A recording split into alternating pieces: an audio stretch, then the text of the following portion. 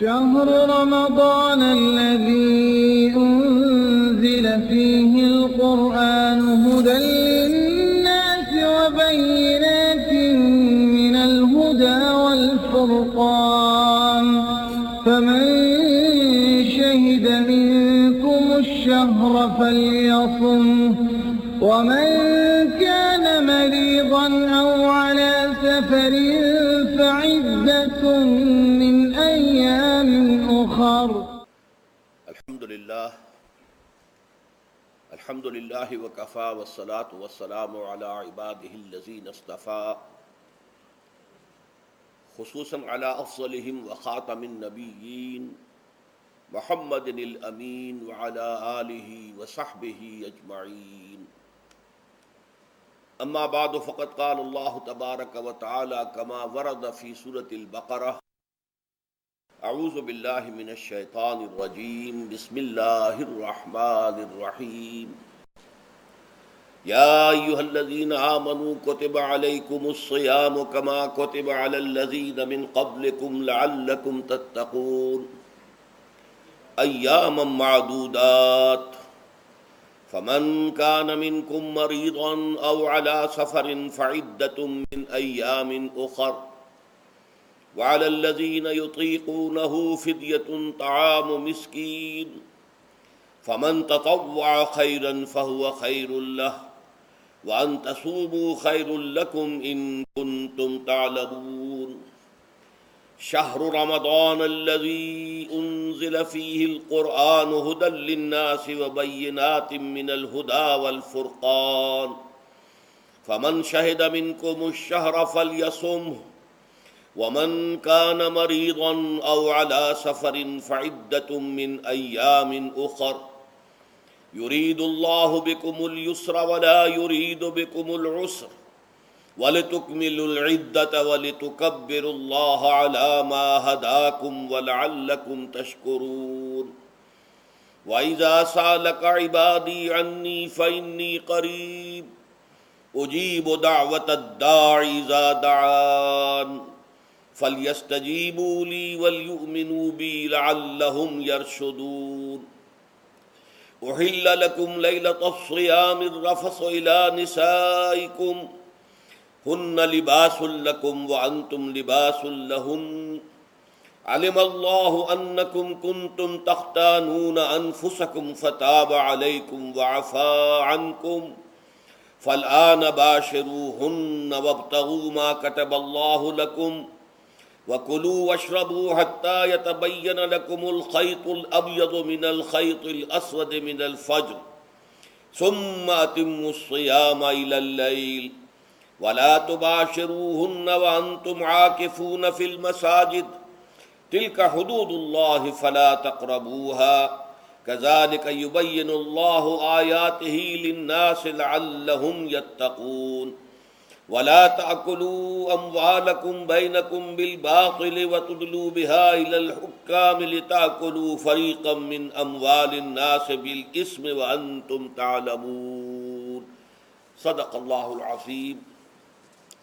وعن سلمان الفارسی رضی اللہ تعالی عنہ قال خطبنا رسول اللہ صلی اللہ علیہ وسلم فی آخر یوم من شعبان فقال یا ایھا الناس فقد اضلکم شہر عظیم شہر مبارک شہر فیہ لیلۃ خیر من الف شہر جعل اللہ صیامہ فریضۃ وقیام لیلہ تطوعا الی الآخر رواہ البیہقی فی شعب الایمان.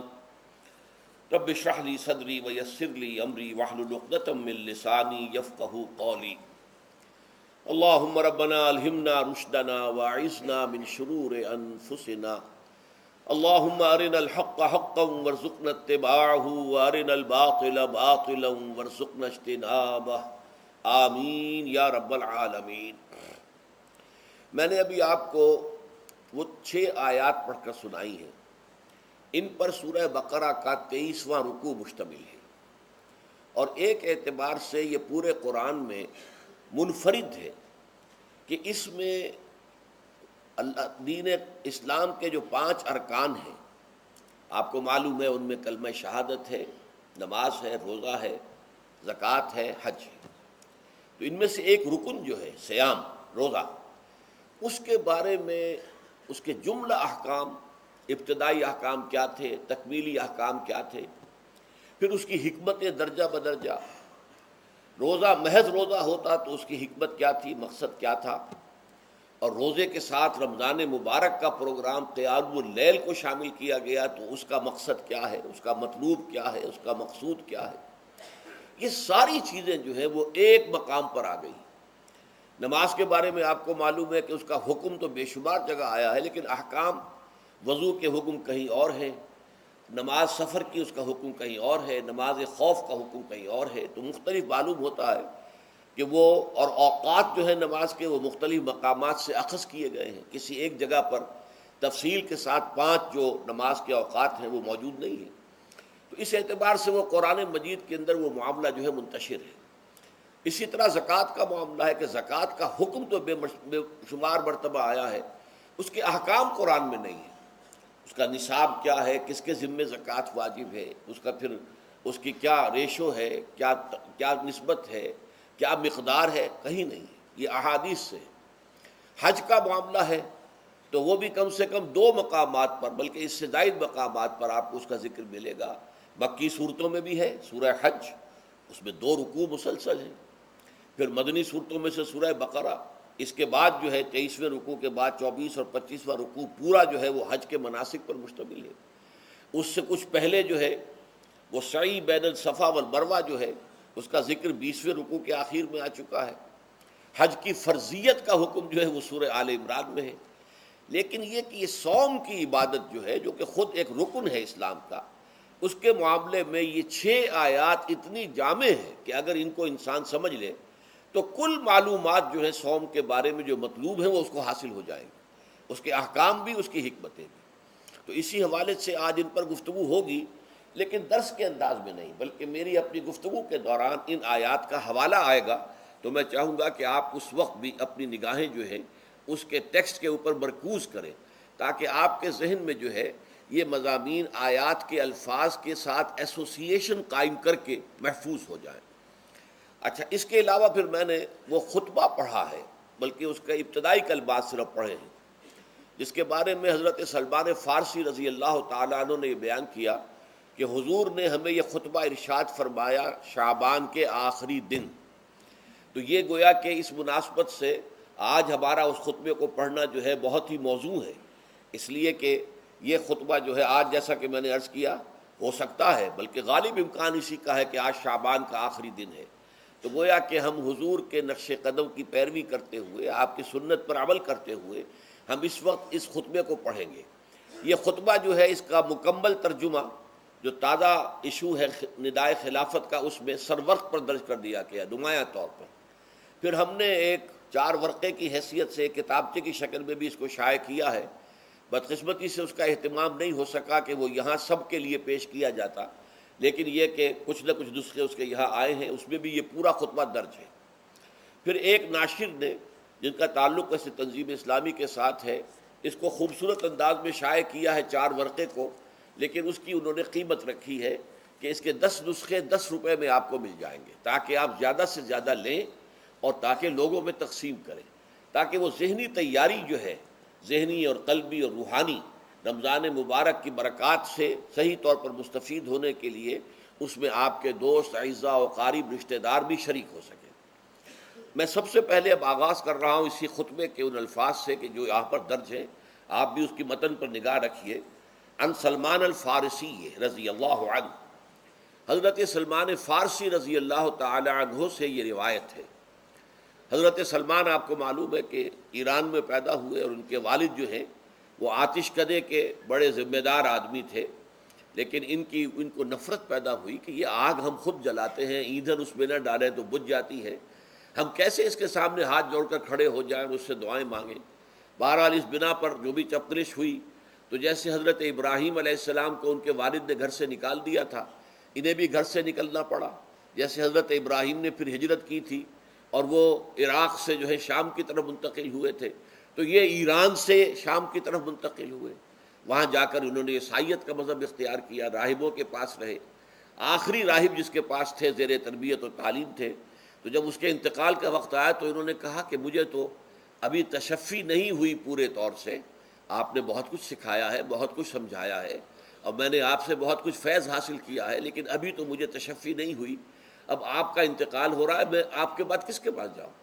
تب اس نے کہا کہ میرا علم مجھے بتاتا ہے کہ نبی آخر الزمان کا ظہور اب قریب ہے، اور وہ جنوب میں کھجوروں کی سرزمین میں ہوگا، تو تم جاؤ، ٹرائی یور لک، جاؤ دیکھو شاید قسمت تمہیں ان کے قدموں میں پہنچا دے۔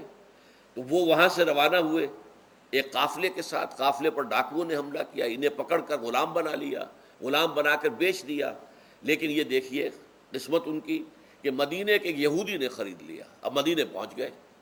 اب وہاں خبریں انہیں مل رہی ہیں کہ مکے میں کسی صاحب نے دعویٰ کیا ہے نبوت کا، لیکن ان کے پاؤں میں تو غلامی کی بیڑیاں، یہ مکے تو نہیں جا سکتے۔ تو میں کہا کرتا ہوں کہ یہ اس شخص کی قسمت ہے کہ جیسے ہم کہتے ہیں کہ پیاسا کنویں کے پاس جایا کرتا ہے، کنواں تو پیاسے کے پاس نہیں آتا، لیکن یہاں کیا ہوا، کنواں چل کر پیاسے کے پاس پہنچا ہے۔ محمد الرسول اللہ صلی اللہ علیہ وسلم ہجرت فرما کر مدینے تشریف لے آئے۔ تب انہوں نے اپنے آقا سے ایک روز کچھ تھوڑی سی کھجوریں مانگی، لیں اور اجازت طلب کی اور جا کر حضور کی خدمت میں پیش کی، کیونکہ اس نے یہ بتایا تھا راہب نے کہ وہ ہدیہ تو قبول کر لیں گے، صدقات قبول نہیں کریں گے، صدقہ قبول نہیں کریں گے۔ تو اسی امتحان کے لیے جا کر حضور کی خدمت میں وہ کھجوریں پیش کی۔ حضور نے پوچھا کیا ہے؟ عرض کیا صدقہ، فرمایا نہیں میں صدقہ قبول نہیں کرتا، یہ غربا کا حق ہے، دے دو، تقسیم کر دو۔ پھر کچھ عرصے کے بعد پھر کچھ کھجوریں لی ہوں گی اپنے اس آقا سے، پھر پہنچے، پھر جب حضور نے پوچھا کیا ہے، عرض کیا کہ یہ ہدیہ، آپ نے فرمایا ہاں ٹھیک ہے، ہدیہ میں قبول کرتا ہوں۔ تو فوراً قدموں میں گر گئے، ایمان لے آئے۔ اور ان کا معاملہ جو ہے یہ بھی جان لیجئے کہ یہ فقراء صحابہ میں سے تھے جو کوئی کام نہیں کرتے تھے، ہمہ وقت حضور کے ساتھ رہنا، اور اس اعتبار سے حضور نے ان کے بارے میں یہ بھی کہا ہے کہ سلمان و منا من اہل البیت، سلمان جو ہے وہ ہمارے اہل بیت میں شامل ہے رضی اللہ تعالی عنہ۔ ان کی روایت ہے قال خطبنا رسول اللہ صلی اللہ علیہ وسلم، تو وہ فرماتے ہیں کہ ہمیں خطبہ ارشاد فرمایا نبی اکرم صلی اللہ علیہ وسلم نے شعبان کے آخری دن، فقال، اور فرمایا یا ایھا الناس، اے لوگو، قد اظلکم شہر عظیم، تم پر ایک عظمتوں والا مہینہ سایہ فگن ہو گیا ہے۔ ظل کہتے ہیں سائے کو، اظلکم تم پر سایہ فگن ہو گیا ہے، ایک بہت عظمتوں والا مہینہ۔ اب دیکھیے یہ وہی ہے بات جو انگریزی کے محاورے میں ہے کہ coming events cast their shadows before, آنے والے واقعات کا ایک سایہ سا پہلے سے پڑ جاتا ہے۔ تو ابھی مہینہ شروع نہیں ہوا رمضان مبارک کا، لیکن وہ آیا چاہتا ہے، تو گویا کہ اس کا ایک سایہ پہلے آ گیا ہے، جس کو حضور فرما رہے ہیں کہ تم پر سایہ کر لیا ہے ایک ایسے مہینے میں کہ جو بہت عظمتوں والا ہے۔ شہر مبارک، وہ مہینہ بہت برکتوں والا ہے۔ شہر فیہ لیلۃ خیر من الف شہر، یہ وہ مہینہ ہے کہ جس میں ایک رات وہ بھی ہے کہ جو 1000 مہینوں سے افضل ہے۔ اور یہ ظاہر بات ہے قرآن مجید کی صورت ہے مکمل، انا انزلناہ فی لیلۃ القدر وما ادراک ما لیلۃ القدر لیلۃ القدر خیر من الف شہر، اس کی طرف اشارہ ہے۔ اب اس کے بعد جو جملہ ہے جعل اللہ صیامہ فریضۃ، اللہ نے اس مہینے کا روزہ رکھنا فرض قرار دے دیا ہے۔ وقیام لیلہ، ایک تو قیام اللیل کے لفظ پر غور کیجیے، اور اس کی راتوں کے دوران کھڑے رہنے کو تطوعاً، آزاد مرضی پر چھوڑ دیا ہے۔ تو گویا کہ اس رمضان مبارک کے 2 پروگرام ہیں، ایک پروگرام دن سے متعلق ہے وہ ہے روزہ، اور ایک قیام رات سے متعلق ہے اور وہ ہے قیام اللیل۔ دن کا پروگرام فرض ہے، رات کا پروگرام فرض نہیں ہے، لیکن ایک طرح کی تشویق اور ترغیب، اس کے لیے جو ہے تحریص یہ موجود ہے۔ ورنہ تو یہ ہے کہ ہر رات جو ہے اس میں تہجد آپ پڑھیں، رات کو کھڑے رہیں، وہ اللہ تعالیٰ کو بہت پسندیدہ ہے۔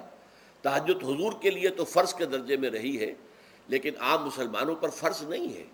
البتہ جو کوئی کر سکے ان کے لیے یقیناً بہت اعلیٰ مراتب ہے، بہت اونچے درجات ہیں، تو وہ تو کسی بھی شب میں پورے سال آپ کریں، لیکن اس کے لیے خاص طور پر چونکہ اہتمام کیا گیا، لہذا جعلہ کا جو فعل ہے اس کے مفعول میں جہاں یہ شامل ہے، نمبر ایک جعل اللہ صیامہ فریضۃ، روزہ رکھنا فرض قرار دے دیا، اور اس کی راتوں کو کھڑے رہنا یہ تمہاری مرضی پر چھوڑ دیا، اسے فرض نہیں کیا ہے۔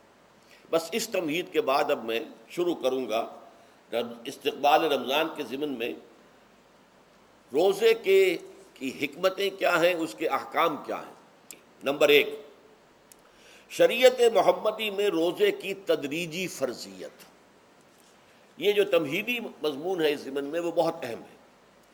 پہلی بات یہ جان لیجئے کہ اہل عرب جو ہیں، قریش بھی، اہل مکہ اور قریش کے تابع بقیہ تمام بنی اسماعیل بھی، اور ان کے تابع جو بھی عرب میں دوسرے قبیلوں کے لوگ تھے کہ جو عربی تھے اور مشرک تھے، وہ سب اس کے اندر مراد ہیں۔ تو فرمایا گیا کہ ان لوگوں میں روزے کی عبادت معروف نہیں تھی۔ یا تو یہ ہے کہ حضرت ابراہیم علیہ السلام کے زمانے میں روزے کی عبادت تھی ہی نہیں، کیونکہ یہ لوگ اپنے قول کے مطابق ملت ابراہیم پر تھے، لیکن یہ ہے کہ بہرحال روزے کی عبادت سے ناآشنا تھے۔ کیا وجہ ہے یہ ہم نہیں جانتے۔ آپ کو معلوم ہے نماز سے وہ واقف تھے، اگرچہ اس کا حلیہ انہوں نے بگاڑ دیا تھا، تالیاں بجاتے تھے، سیٹیاں بجاتے تھے یہ، لیکن نماز کہتے تھے اسے نماز۔ طواف سے وہ واقف تھے، اگرچہ اس کے ضمن میں اتنی گھناؤنی حرکت بھی کی تھی کہ مرد اور عورتیں وہ بالکل برہنہ ہو کر طواف کرتے تھے، تو اسے بہت فضیلت والی بات سمجھتے تھے، بہت خدا رسیدگی کی بات سمجھتے تھے کہ کامل برہنہ ہو کر طواف کیا جائے، لیکن بہرحال طواف تھا۔ اسی طرح قیام عرفہ، قیام منی یہ بھی موجود تھے۔ تو حج کے بھی بہت سے ارکان جو ہیں وہ ان کے ہاں معروف تھے، اور ویسے خیرات و صدقات، چاہے زکوٰۃ ایک خاص نظام کے تحت نہیں تھی، لیکن زکوٰۃ و صدقات، بھوکوں کو کھانا کھلانا، یہ ان کے ہاں اعلیٰ اقدار میں یہ چیزیں شامل تھیں، اخلاقیات کے اونچے مقامات میں۔ کہ صوم کا ان کے ہاں قطعاً کوئی ذکر نہیں تھا، روزے کی عبادت جو ہے ان کے ہاں بالکل نہیں تھی۔ البتہ صوم کا لفظ موجود تھا، یہ لفظ وہ استعمال کرتے تھے اپنے گھوڑوں کے لیے، روزہ رکھواتے تھے گھوڑوں کو۔ اس کا پس منظر یہ ہے کہ ان کے ہاں آپ کو معلوم ہے کہ لڑائی، دنگا فساد، جنگ، اور یہ کہ غارت گری کرنا، لوٹ مار کرنا، یہ تمام ان عرب قبائل کا پیشہ تھا، اصل پیشہ یہی تھا۔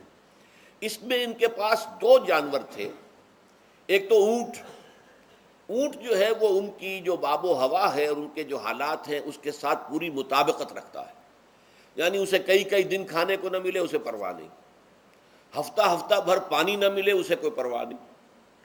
اس اعتبار سے دھوپ کی کتنی ہی جو ہے تپش ہو، اونٹ کو کچھ نہیں کہتی، لیکن یہ کہ وہ سست رفتار جانور ہے۔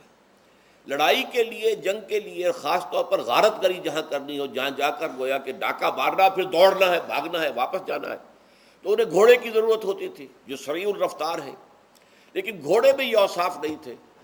وہ بھوک کو برداشت نہیں کر سکتا، مزمحل ہو جائے گا، وہ پیاس کو برداشت نہیں کر سکتا، مزمحل ہو جائے گا، وہ دھوپ کو برداشت نہیں کر سکتا، مزمحل ہو جائے گا، اور اگر یہ گھوڑا مزمحل ہو جائے تو سوار کا کیا حشر ہوگا، وہ آپ اس سے اندازہ کر لیجئے کہ اصل میں تو پھر ہلاکت سوار کی ہوگی۔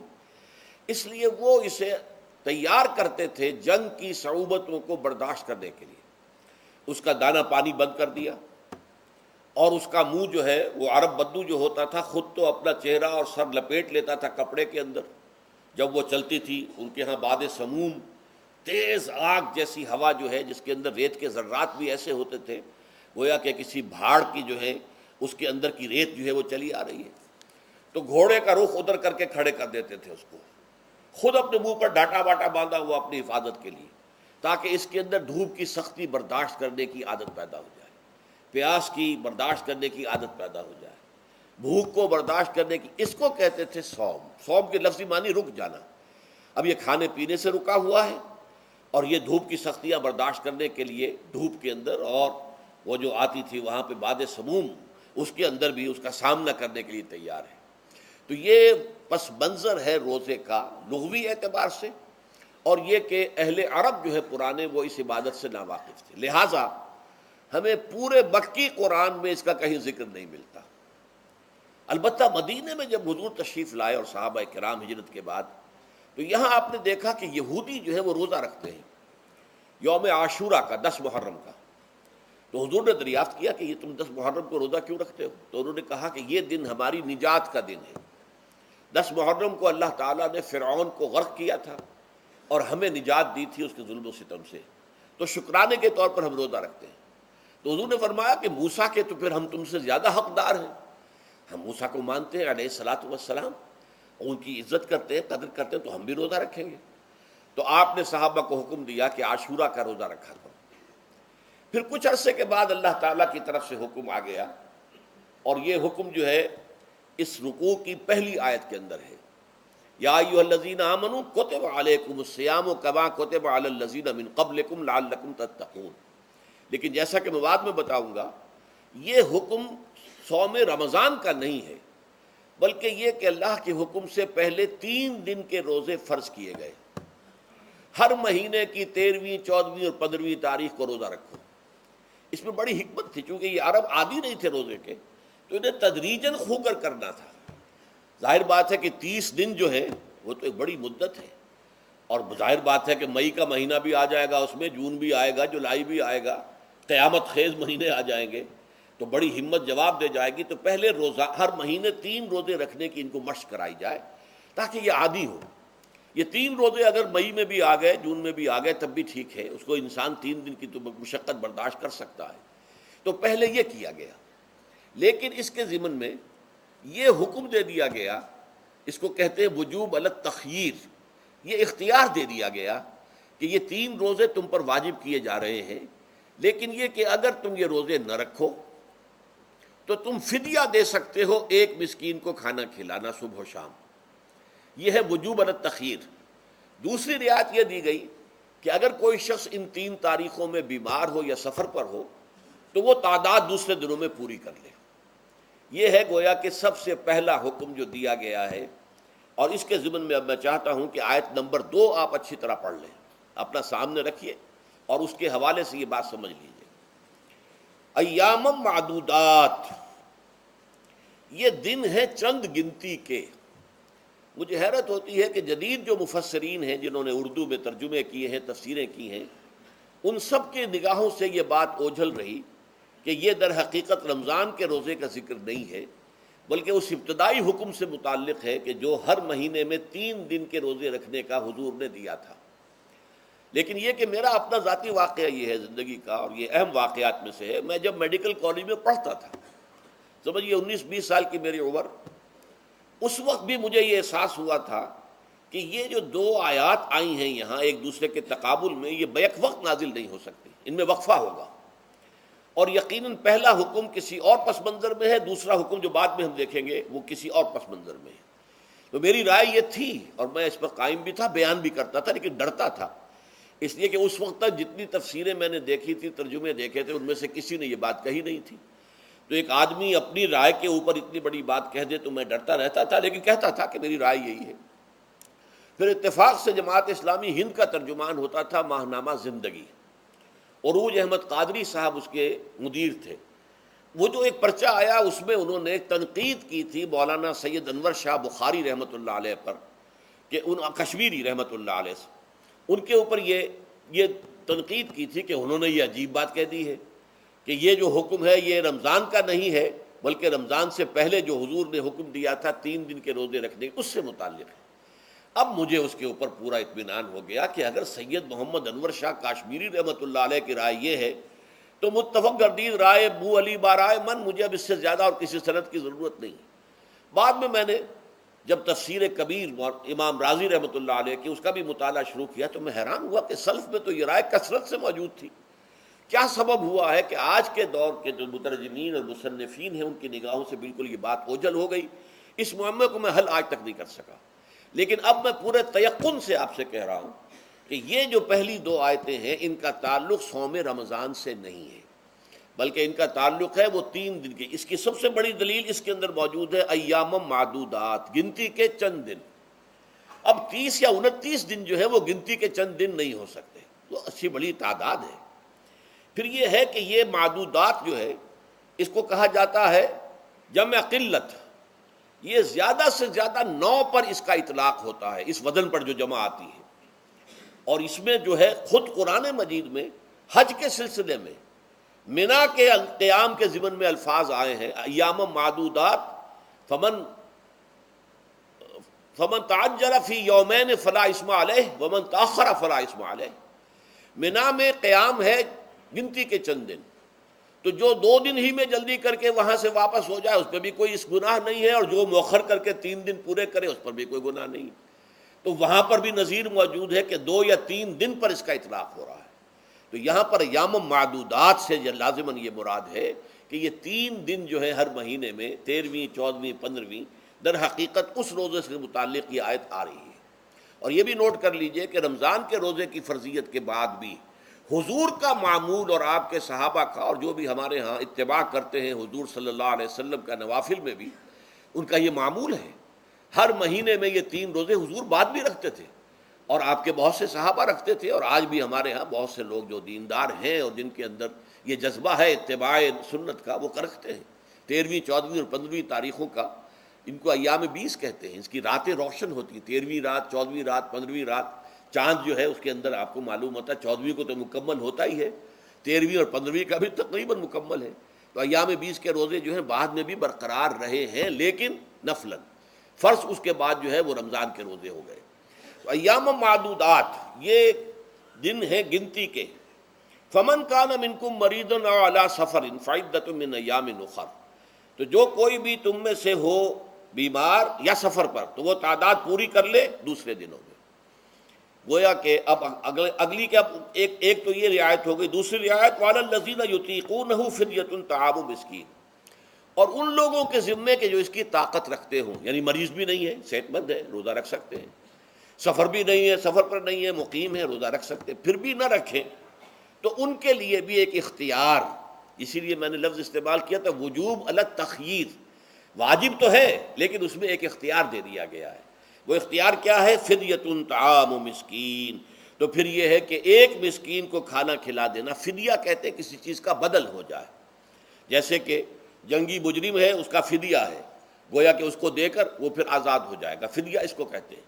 ففدیۃ طعام مسکین، لیکن یہ ہے کہ فمن تطوع خیرا فهو خیر اللہ، اور جو نیکی سے خیر کرنا چاہے مزید تو وہ اس کے لیے بہتر ہے، ایک کے بجائے 2 کو کھلائے، 3 کو کھلائے، 4 کو کھلائے، 10 کو کھلائے، تو یہ تو ترغیب ہے، لیکن کم سے کم ایک مسکین کو کھانا کھلانا 2 وقت کا۔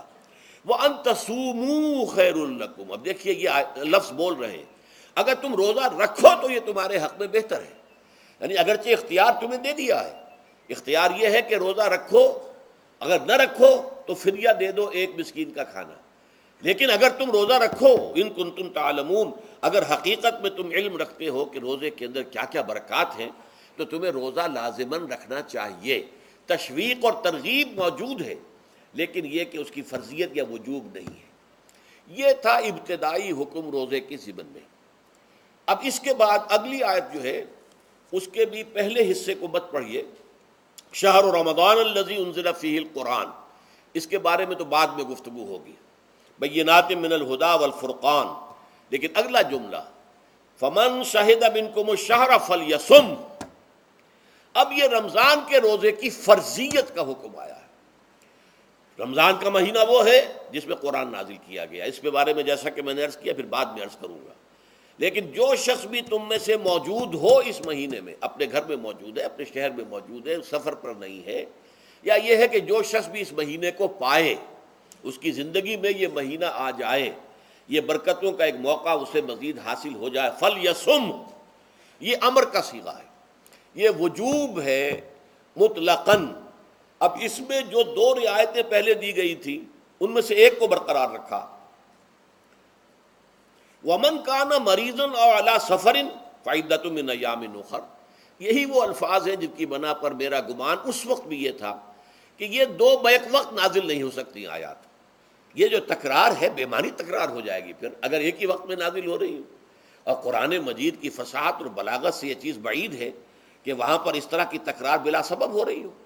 قرآن میں اور بہت سی آیات ہیں جن میں کہ آپ کو معلوم ہے کہ پورا رکوع ہے سورہ مزمل کا، جس میں قیام اللیل کا حکم ہے، پھر اسی کے آخر میں وہ آیت شامل کر دی گئی ہے جو کم سے کم 1 سال بعد نازل ہوئی ہے، جس میں کہ رات کے قیام کا وجوب ختم کر دیا گیا، اور صرف یہ کہ جتنا بھی تم سے ممکن ہو سکا کرو، ضروری نہیں ہے کہ تہائی شب ہو، آدھی ہو، دو تہائی ہو، جتنا بھی ممکن ہو قرآن پڑھا کرو رات کو، گویا کہ وہ فرضیت جو تھی قیام اللیل کی وہ ختم ہو گئی۔ تو اس حوالے سے وہ جو ناسخ ہے، منسوخ کرنے والی آیت بھی اس کے ساتھ ہی رکھ دی گئی ہے، تاکہ وہ جو اصل حکم تھا وہ بھی برقرار سامنے رہے، اور جس نے آ کر اسے منسوخ کیا وہ بھی برقرار رہے اور سامنے رہے۔ اسی طرح یہاں پر بھی یہ حکم آیا، کتنے عرصے کے بعد آیا یہ مجھے معلوم نہیں، لیکن یہ کچھ عرصے کے بعد آیا ہے کہ رمضان کا مہینہ وہ ہے کہ جس میں قرآن نازل کیا گیا۔ اب جو شخص بھی اس مہینے کو پائے اس پر لازم ہے کہ اس کے روزے رکھے۔ ہاں، من کان مریضن او علی سفر، جو شخص ہو مریض، بیمار ہو یا سفر پر ہو، فعدۃ من ایام اخر، تو وہ تعداد پوری کر لے دوسرے دنوں میں۔ یرید اللہ بکم الیسر ولا یرید بکم العسر، اللہ تمہارے ساتھ آسانی چاہتا ہے، سختی نہیں چاہتا۔ یہ اصل میں کیوں کہا ہے، اس کی وجہ سمجھ لیجئے۔ آج بھی آپ کو اپنے ہاں ایسے لوگ مل جائیں گے جن کا تقویٰ کا تصور اتنا غلط ہو گیا ہے کہ 104 درجے کا بخار ہے، روزہ چھوڑنے کو تیار نہیں۔ بھلے آدمیوں، اللہ نے تمہیں ایک رخصت دی ہوئی ہے تو خام خواہ اپنے اوپر یہ شدت کیوں لے رہے ہو؟ لیکن لیتے، روزہ چھوڑنے کو تیار، روزہ قضا نہیں کروں گا۔ سفر پر جا رہے ہیں اور روزہ قضا کرنے کو تیار نہیں۔ ایک موقع پر ایک غزوے کے دوران ایسا ہوا کہ کچھ لوگوں نے روزہ رکھا ہوا تھا، لیکن وہ اتنے یوں سمجھیے مزمحل ہو گئے کہ جب پڑاؤ پر پہنچے تو جن کا روزہ نہیں تھا انہوں نے تو بڑی چاق و چوبند طریقے سے خیمے نصب کیے، سارا بندوبست کیا، اور یہ جا کر بے سدھ ہو کر بے ہوش ہو کر گر پڑے۔ تو حضور نے فرمایا ان کو دیکھ کر، لیس من البر الصیام فی السفر، سفر میں روزہ رکھنا یہ کوئی نیکی کا کام نہیں ہے، یہ نیکی کا غلط تصور ہے کہ جو تم نے اپنے اختیار کر لیا۔ یہ تمہارے اندر تشدد پسندی پیدا ہو رہی ہے۔ دین کے احکام میں جو مقصد ہے وہ کیا ہے؟ یرید اللہ بکم الیسر ولا یرید بکم العسر۔ اسی پر عمل کرتے ہوئے حضور نے فرمایا ہے کہ جو بھی علماء دین ہیں یا جو رہنمایان دین ہیں ان کا کام کیا ہے؟ آپ نے فرمایا یسروا ولا تعسروا، دیکھو آسانیاں پیدا کرو، سختیاں پیدا نہ کرو۔ دین میں سختیاں پیدا کرنا بھی وہ اسر اور اغلال بن جاتا ہے کہ جس کو رفع کرنے کے لیے اور جس سے لوگوں کو، یہودیوں کو اور تمام اہل کتاب کو نجات دینے کے لیے اللہ تعالیٰ نے اپنے رسول محمد صلی اللہ علیہ وسلم کو بھیجا۔ وَيَضَعُ عَنْهُمْ إِصْرَهُمْ وَالْأَغْلَالَ الَّتِي كَانَتْ عَلَيْهِمْ، کہ جہاں وہ نیکی کا حکم دیتے ہیں، بدی سے روکتے ہیں، پاکیزہ چیزوں کو حلال ٹھہراتے ہیں اور خبیث چیزوں کو، ناپاک چیزوں کو حرام قرار دیتے ہیں، وہیں وہ لوگوں کے اوپر سے وہ بوجھ بھی ختم کرتے ہیں کہ جو انہوں نے خام خواہ اپنے اوپر لاد لیے۔ تو ان میں سے یہ بھی ہے کہ یہ نیکی کا کام نہیں ہے کہ آپ سفر میں ہیں اور روزہ رکھ رہے ہیں۔ یرید اللہ بکم الیسر ولا یرید بکم العسر وَلِتُكْمِلُوا الْعِدَّةَ، لیکن یہ بات واضح رہے کہ اب تمہارے لیے تعداد کو پورا کرنا لازم ہے۔ یہ نہیں ہے کہ آپ اس کی جگہ پر فدیہ دے دیں تو بات پوری ہو جائے گی، نہیں۔ روزے کی تعداد آپ کے رمضان میں 2 روزے 3 روزے چھوٹ گئے بیماری کی وجہ سے، ٹھیک ہے، لیکن دوسرے دنوں میں اس کی قضا دینی لازم ہے۔ وہ روزے رکھنے جو ہیں آپ پر لازم ہیں، ان کا کوئی بدل جو ہے وہ فدیہ نہیں ہو سکتا۔ البتہ یہ نوٹ کر لیجئے، یہ حکمت نبوی ہے کہ یہاں اگرچہ وہ فدیے کا حکم جو ہے گویا کہ بظاہر قرآن مجید کے الفاظ سے محسوس ہوتا ہے کہ مطلقاً منسوخ ہو گیا، لیکن حضور نے اس کو خاص حالتوں میں باقی رکھا ہے۔ کوئی شخص اتنا بوڑھا ہو چکا ہے یا خاتون اتنی بوڑھی ہو چکی ہے کہ دن بھر کا فاقہ جو ہے اس میں اندیشہ ہے کہ کہیں ہلاک نہ ہو جائے، کوئی مریض ہے، مرد ہے یا عورت ہے، وہ ڈائبٹیز کی مریضہ ہے، اس کو وہ شوگر کا مرض ہے اور وہ اس کو برداشت نہیں کر سکتی، شوگر لیول بہت نیچے ہو جائے تو موت واقع ہو سکتی۔ کوئی ایسا مریض ہے جس کو مرض سے شفا پانے کی اب کوئی امید ہے ہی نہیں کہ میں مرض سے شفا پا جاؤں گا یا پا جاؤں گی تو اس کے بعد میں روزہ مکمل کر دوں گی، نہیں۔ ایسے لوگوں کے لیے حضور نے اس رعایت کو برقرار رکھا ہے کہ ایسے لوگ اگر ایک مسکین کو کھانا کھلا دیں تو یہ فدیہ بن جائے گا۔ لیکن جو بھی شخص صحت مند ہو اور صحت کی توقع رکھتا ہو اور جو شخص بھی طاقت رکھتا ہو روزے کا قضا کر دینے کا، اس کے لیے لازم ہے کہ روزوں کی قضا کرے۔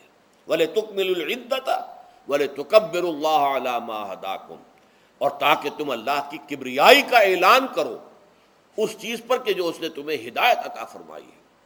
اب اس کا ایک تو ظاہر ہے کہ جب روزے ختم ہوتے ہیں عید الفطر میں تکبیر اضافی تکبیرات کے ساتھ 2 رکعتیں ہیں جو ہم ادا کرتے ہیں۔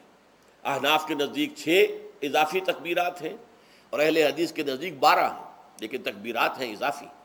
اور یہ کہ جاتے ہوئے اور آتے ہوئے عید کے لیے آپ جا رہے ہیں تو تکبیرات پڑھتے ہوئے جائیے، واپس آ رہے ہیں تکبیر پڑھتے ہوئے آئیے، اور یہ بھی کہ جاتے ہوئے راستہ کوئی اور، آتے ہوئے راستہ کوئی اور اختیار کیجئے، تاکہ پورا شہر پوری بستی جو ہے تکبیر کی آواز سے گونج جائے۔ یہ ظاہر ہے، باطن اس کا کیا ہوگا؟ اللہ کی کبریائی کا اعلان کرو، اللہ کی کبریائی کو نافذ کرنے کی کوشش کرو۔ جب اللہ نے تمہیں ہدایت دے دی ہے، تمہیں اپنے دین حق سے نواز دیا ہے، اب تمہارا فرض ہے کہ اس کو قائم کرو، اس کے لیے جد و جہد کرو، اس کے لیے تن من دھن لگاؤ، اس کے لیے جان اور مال سے جہاد کرو۔ وَلِتُكَبِّرُوا اللَّهَ عَلَى مَا هَدَاكُمْ وَلَعَلَّكُمْ تَشْكُرُونَ، اور تاکہ تم واقعتاً شکر کرو۔ اس پر بھی گفتگو بعد میں ہوگی۔ یہ حکمت صوم کے حوالے سے ہے یہ لفظ۔ اس کے بعد جو ہے ایک آیت چھوڑ کر پھر اگلی 5ویں آیت پڑھیے۔ یہ ہے تکمیلی احکام۔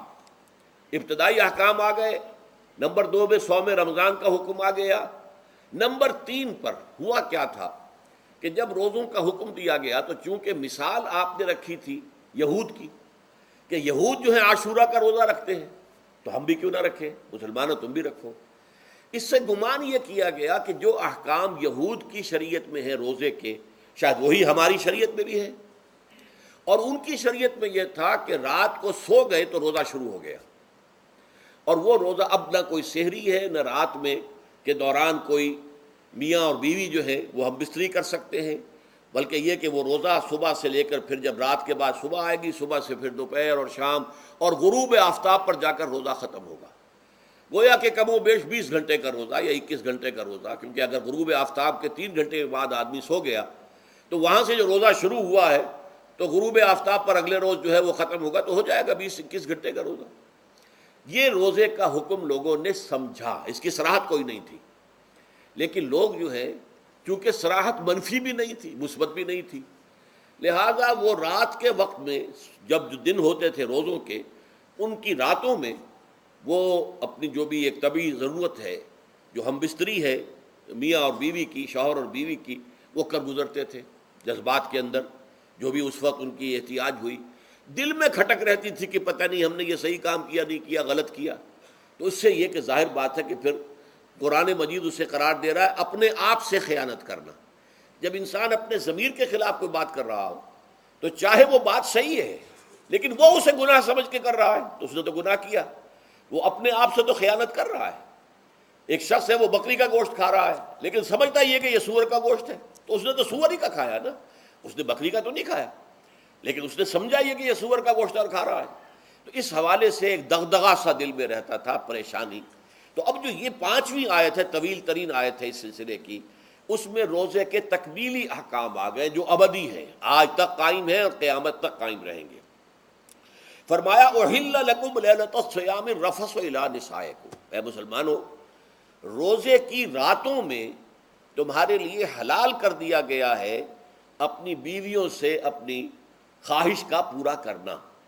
رفث الی نسائکم ہن لباس لکم وانتم لباس لہن، وہ تمہارے لیے بمنزلہ لباس ہیں، جیسے لباس کے اور انسان کے بدن کے درمیان کوئی حجاب نہیں ہوتا، ایسے ہی شوہر اور بیوی کے درمیان بھی کوئی حجاب نہیں رہتا۔ ہن لباس لکم وانتم لباس لہن، اور ویسے بھی ایک معنی میں کہ جیسے لباس آپ کو گرمی کی شدت سے بچاتا ہے، ورنہ ہو سکتا ہے کہ تیز دھوپ جو ہے جو عرب میں ہوتی تھی وہ تو آپ کی کھالوں کو جلا دے، تو یہ حفاظت کا ایک ذریعہ بھی ہے۔ اسی طریقے سے شوہر کے لیے بیوی اپنی عفت و عصمت کو برقرار رکھنے کے لیے ایک ذریعہ ہے کہ کہیں حرام میں منہ نہ مارے، بیوی موجود ہے، حلال ذریعے سے اپنی خواہش پوری کرے۔ اور بیوی کے لیے شوہر اسی طریقے سے ایک ڈھال بن جاتا ہے کہ اسے خام خواہ ادھر ادھر دیکھنے کا کوئی خیال بھی کبھی نہ آئے، اس کی جو بھی نفسانی خواہش ہے اس کی شوہر پورا کر رہا ہے۔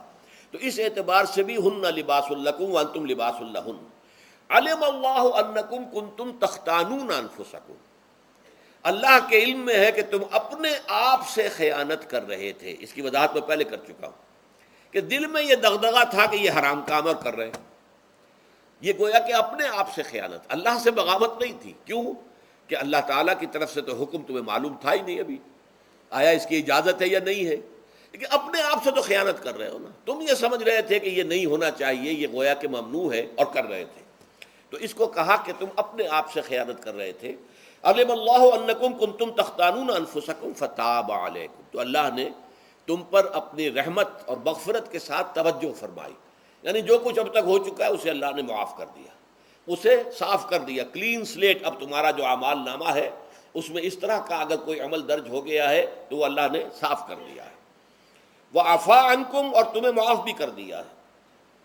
فالآن باشروہن، تو اب تم ان کے ساتھ جو بھی تعلق زن و شو ہے اس کو اختیار کر سکتے ہو. فالآن باشروہن وابتغوا ما کتب اللہ لکم، اور حاصل کرو وہ کچھ جو کچھ اللہ نے تمہارے لیے لکھ دیا ہے. یہ تعلق زن و شے سے دو چیزیں ہیں کہ جو مقصود ہیں. ایک تو سب جانتے اولاد، ہر انسان کی خواہش ہوتی ہے کہ میری نسل کا تسلسل باقی رہے. لیکن نمبر دو ایک شے اور ہے، قرآن مجید میں بیان کیا گیا، بلے تسکنو الیہا، اس میں ایک سکون ہے.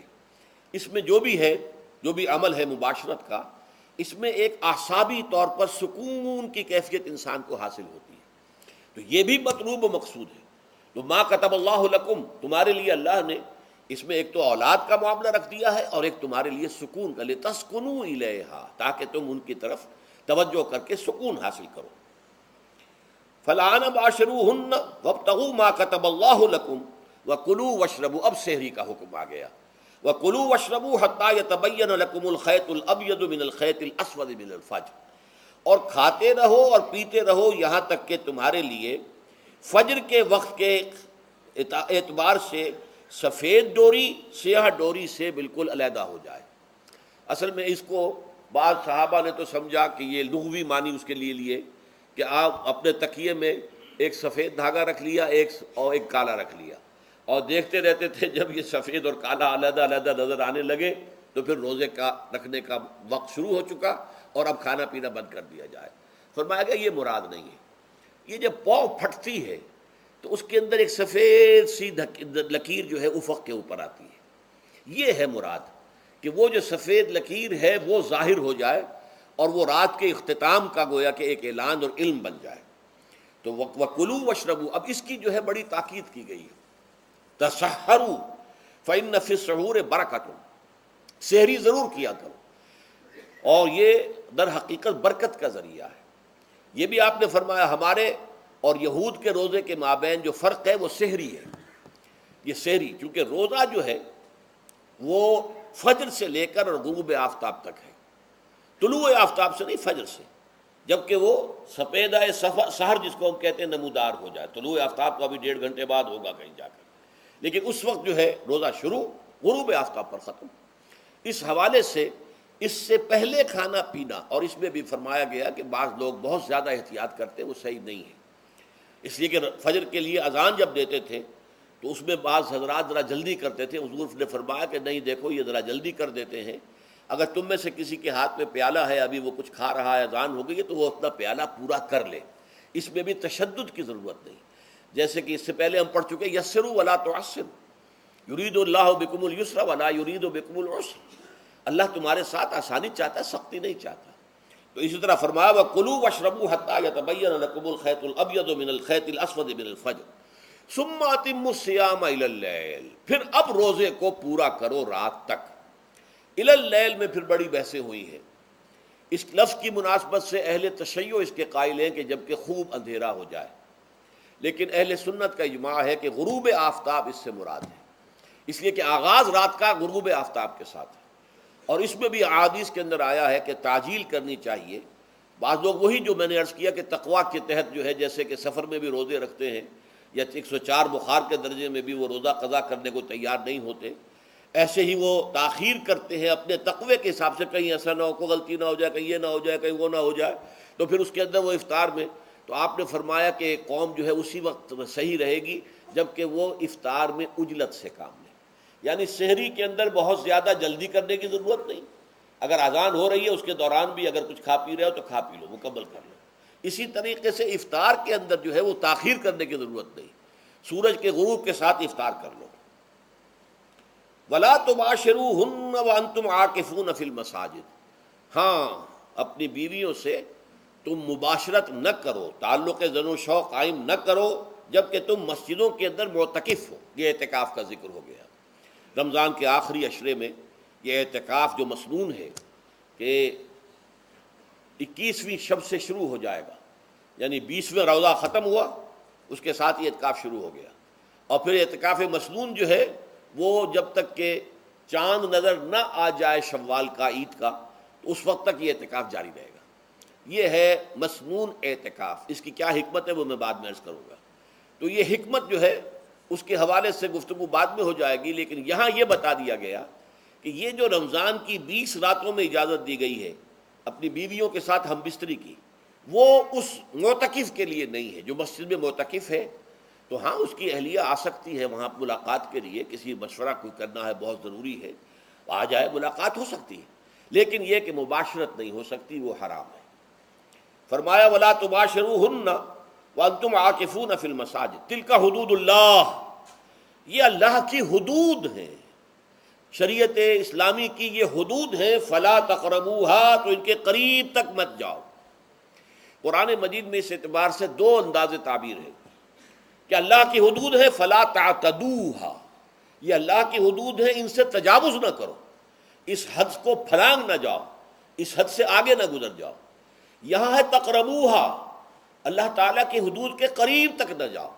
اس کی وجہ ایک حدیث میں بیان کر دی گئی ہے کہ جیسے ہر بادشاہ کی ایک چراگاہ ہوتی ہے، وہ صرف شاہی جو بھی ہیں جانور ہیں ان کے، یا گھوڑے ہیں یا کوئی اور ہیں، ان کے چرنے کے لیے ہے، وہاں پہ کوئی رعایت کا کوئی آدمی اپنی بھیڑ بکریاں وغیرہ نہیں لے جا سکتا۔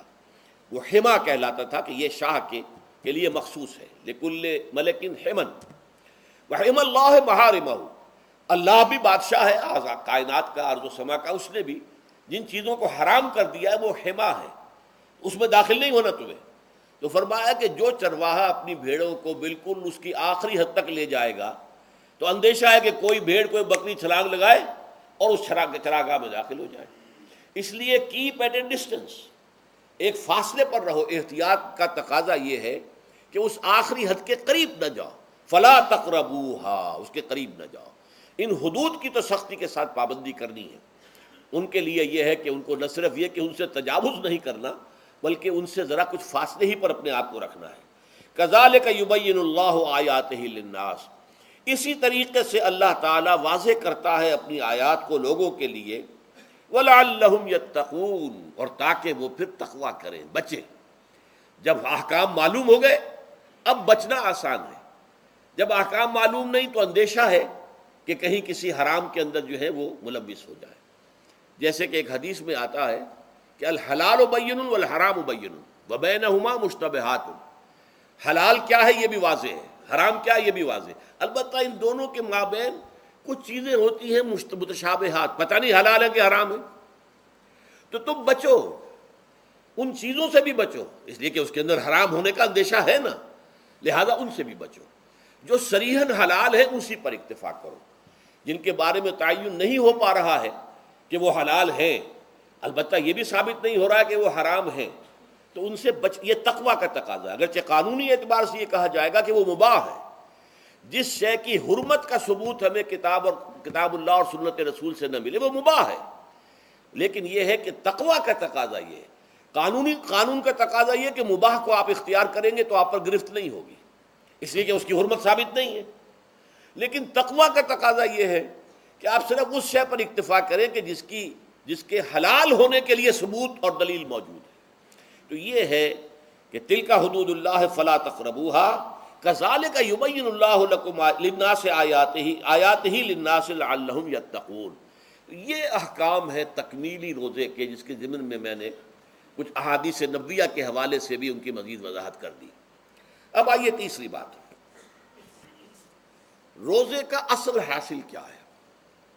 اب پہلی آیت پر ہمیں توجہ دینی ہوگی، یا ایھا الذین آمنوا کتب علیکم الصیام، اہل ایمان تم پر روزہ فرض کیا گیا، لکھ دیا گیا، طے کر دیا گیا۔ اگرچہ جیسا کہ میں نے عرض کیا یہ ابتدائی حکم ہے اور اس میں وجوب علی تخییر وہ بعد میں آ چکا دوسری آیت میں، کما کتب علی الذین من قبلکم، جیسے کہ یہ فرض کیا گیا تھا ان پر جو تم سے پہلے تھے۔ یعنی یہود اور نصارہ، ان پر بھی یہ روزہ جو ہے یہ فرض تھا۔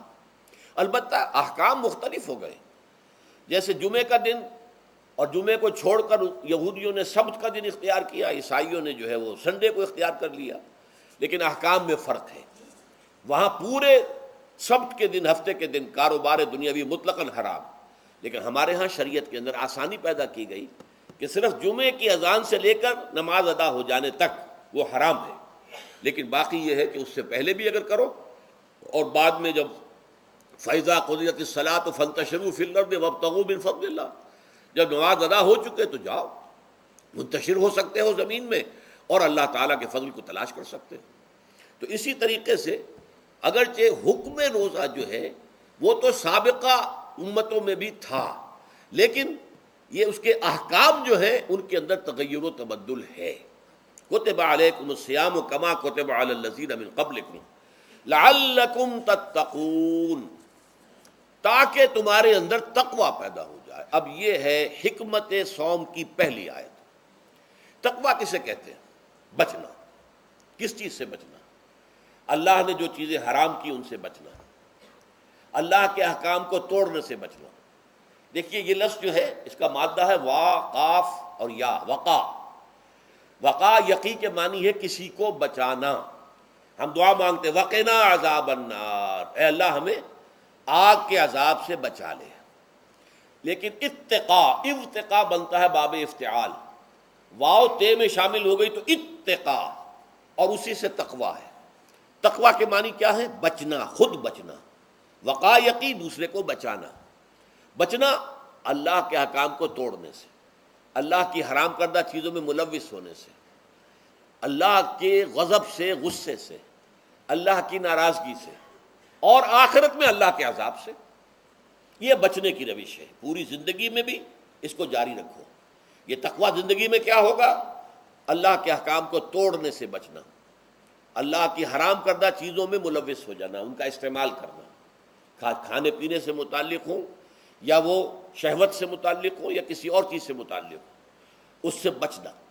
اور یہ بچنا جو ہے آخرت میں نتیجہ خیز ہوگا، جہنم سے بچاؤ ہو جائے گا، آگ کے عذاب سے نجات مل جائے گی۔ اچھا، روزے کا اس سے تعلق کیا ہے یہ سمجھ لیجئے۔ دیکھیے ہمارے گناہوں کا سب سے بڑا سبب ہمارے نفسانی تقاضے ہیں۔ ہم ایک حیوان بھی ہیں اور حیوان سے برتر بھی کچھ ہے، وہ میں بعد میں عرض کروں گا، لیکن حیوان تو ہے۔ جیسے ہر حیوان کو کچھ خوراک کی ضرورت ہے، ہمیں بھی ضرورت ہے۔ ہر حیوان کو بقائے نسل کا معاملہ جنسی ہے، وہ ہمارا بھی ہے۔ ہر حیوان کو کوئی نہ کوئی سر چھپانے کی جگہ چاہیے، کوئی گھونسلہ ہو، کوئی کھو ہو، کوئی بل ہو، کچھ بھی ہو، کچھ تو چاہیے آخر۔ اسی طریقے سے ہمارے سارے تقاضے ہیں۔ حیوانات کو بھی آرام چاہیے، ہمیں بھی آرام چاہیے۔ یہ حیوانی تقاضے جو ہیں، جن کو ہم کہیں گے اینیمل انسٹنکٹس، ہمارے وجود کے اندر ہیں یہ، اور ان کا تقاضا ہمارے اندر سے ابھرتا ہے۔ اسی کو اڈ اینڈ لیبیڈو کہا ہے فرائڈ نے۔ جدید نفسیات کا بابا آدم جو ہے وہ فرائڈ ہے، اس نے اسے اڈ اور لبڈ سے تعبیر کیا ہے، اس سے اوپر سیلف کو لایا ہے، اور اس کے بعد جو ہے وہ سپر ایگو ہے۔ تو یہ تین درجے اس نے متعین کیے ہیں، اور میں اس کی دقت نظر، ایکیوٹی آف آبزرویشن کا بہت قائل ہوں۔ اگرچہ نظریات کا جو نتیجہ اس نے نکالا ہے وہ غلط ہے، لیکن ایکویٹی آف آبزرویشن کا قائل ہوں کہ اس نے انسانی شخصیت کے تین لیولز کو آئیڈینٹیفائی کیا ہے۔ یہی تین لیولز ہمارے ہاں ہیں، نفس، قلب، روح، یہ تین لیولز ہیں۔ اس نے کہا اڈ اینڈ لیبیڈو یہ لوسٹ ہے، پھر ایگو، سیلف، پھر سپر ایگو۔ تین لیول وہ بھی مانتا، اگرچہ ان کی تعبیر اس نے غلط کی ہے، لیکن جہاں تک اڈ اور لیبیڈو کی تعبیر ہے وہ صحیح ہے، وہ حیوانی تقاضے ہیں۔ اچھا، ان حیوانی تقاضوں کے بارے میں یہ بات بالکل واضح رہنی چاہیے کہ یہ اندھے بہرے ہیں، انہیں صرف اپنی گریٹیفیکیشن، اپنے تسکین سے جو ہے ساری بحث ہے، اس سے کوئی غرض نہیں کہ حلال ذریعے سے ہو، حرام ذریعے سے ہو۔ پیٹ کھانے کو مانگتا ہے بھوک کے اندر، اب آدمی جو ہے حرام کے اندر بھی بیمار بیٹھتا ہے، یہاں تک کہ خود شریعت اجازت دیتی ہے کہ اگر جان پر بن جائے، آدمی جو ہے وہ فاقے سے مر رہا ہو، تو وہ کوئی حرام چیز کھا کر بھی اپنی جان بچا سکتا ہے، لیکن عام حالات میں نہیں۔ لیکن ہو سکتا ہے ہمارا چٹخارا جو ہے وہ حرام کی طرف ہمیں لے جائے. کسی کو واقعتاً اللہ نہ کرے کہ سور کے گوشت کا چسکا لگ جائے، وہ اس کے بغیر بچتا ہی نہیں، کھاتا ہے. شراب کی عادت ہو گئی، پیتا ہے. یہ نہیں. تو ہمارا پیٹ مانگتا ہے اور اسے اس سے غرض نہیں کہ حلال سے کھایا ہے یا حرام سے کھایا ہے. ہماری شہوت اپنی تسکین چاہتی ہے، اسے اس سے غرض نہیں کہ حلال سے یا حرام سے، جائز سے یا ناجائز سے. اسی طریقے سے ہمارے تمام تقاضے جو حیوانی ہیں، ایک تو یہ کہ بہت زوردار ہیں، اور چونکہ وہ اندھے بہرے ہیں، لہذا جو قرآن میں کہا گیا ان النفس لامارۃ بالسوء، یہ نفس تو بدی کا حکم دیتا ہی ہے. یہ گویا کہ اس کے اندر رجحان جو ہے انہیرنٹ ہے کہ وہ بدی کی طرف انسان کو ترغیب دلاتا ہے، چاہے وہ اپنی ضروریات سے متعلق ہو، چاہے چٹخاروں سے متعلق ہو، چاہے جو بھی لذت اسے درکار ہے اس سے متعلق ہو، چاہے وہ جنسی لذت ہے اور چاہے وہ طعام کی، یعنی جسے ہم کہتے ہیں کہ انسان جو ہے وہ اپنے پیٹ اور فرج کا غلام بن کر رہ جائے، اس لیے کہ جو تقاضا بھی آیا ہے اس کو وہ پورا کر رہا ہے. یہ جو کیفیت انسان کی ہے، اس کے لیے ایک مشق جو ہے وہ روزہ فراہم کرتا ہے. روزے کے آپ نے 12 13 14 گھنٹے کا بھی روزہ ہوتا ہے، بعض جگہوں پر 16 17 گھنٹے کا روزہ ہوتا ہے. اس عرصے میں آپ اپنے نفس کو حلال چیزوں سے بھی روکے رکھتے ہیں. اس منہ زور گھوڑے کو جو ہے آپ اس کی لگام کس کر رکھتے ہیں کہ حلال بھی نہیں کھانے دے رہے. بھوک لگی ہوئی ہے، کھانا بہترین موجود ہے، نہیں کھا سکتے، اللہ کا حکم نہیں ہے، اللہ کی اجازت نہیں. شدید پیاس ہے، بہترین مشروبات فریج میں رکھی ہوئی ہے، نہیں کھا سکتے، نہیں پی سکتے، جائز نہیں ہے، حالانکہ حلال ہے، حرام نہیں ہے. بیوی موجود ہے، یا جیسے کہ لونڈیوں کا معاملہ ہوتا تھا، لونڈی موجود ہے، لیکن نہیں، آپ اپنی شہوت جو ہے وہ اس سے پوری نہیں کر سکتے. یہ پابندیاں نفس کے اوپر لگانا، یہ ایک مشق ہے، یہ ایک ریاضت ہے. اس ریاضت کا حاصل یہ ہونا چاہیے کہ انسان بقیہ 11 مہینوں میں اپنے آپ کو حرام سے تو بچائے نا. یہاں وہ حلال سے رکا ہوا ہے اللہ کے حکم سے، کہ حلال چیز بھی نہیں کھا رہا، دن بھر نہیں پی رہا، دن بھر نہیں اپنی کوئی شہوت پوری کر رہا، دن بھر حلال ذرائع سے بھی، تو اس سے اس کے اندر یہ ایک، اس کو ہم کہیں گے سیلف کنٹرول پیدا ہو جائے، اپنے نفس کو قابو میں کر لے.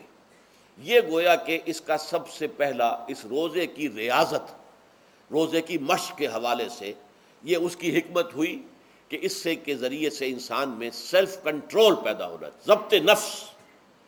یہاں پہ تھوڑی سی میں وضاحت کر دوں. رہبانیت کے اندر آپ کو معلوم ہے کہ سیلف اینیہیلیشن، انگریزی الفاظ جو ہیں وہ زیادہ بعض لوگوں کے لیے واضح ہوں گے، نفس کشی، نفس کو کچل دینا، ختم کر دینا، مار دینا، یہ رہبانیت میں ہوتا ہے، اسلام میں نہیں. اسلام کا نظام بڑا متوازن ہے. ان لنفسک علیک حقا وان لزوجک علیک حقا وان لزورک علیک حقا.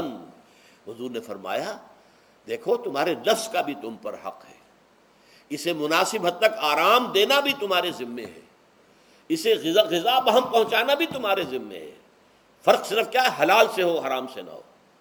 اس کی شہوت کو پورا کرنا بھی تمہارے ذمے ہے، فرق صرف کیا ہے، جائز راستے سے ہو حرام سے نہ ہو. اس کا نام ضبط نفس ہے، سیلف اینیہیلیشن، نفس کو کچل دینا.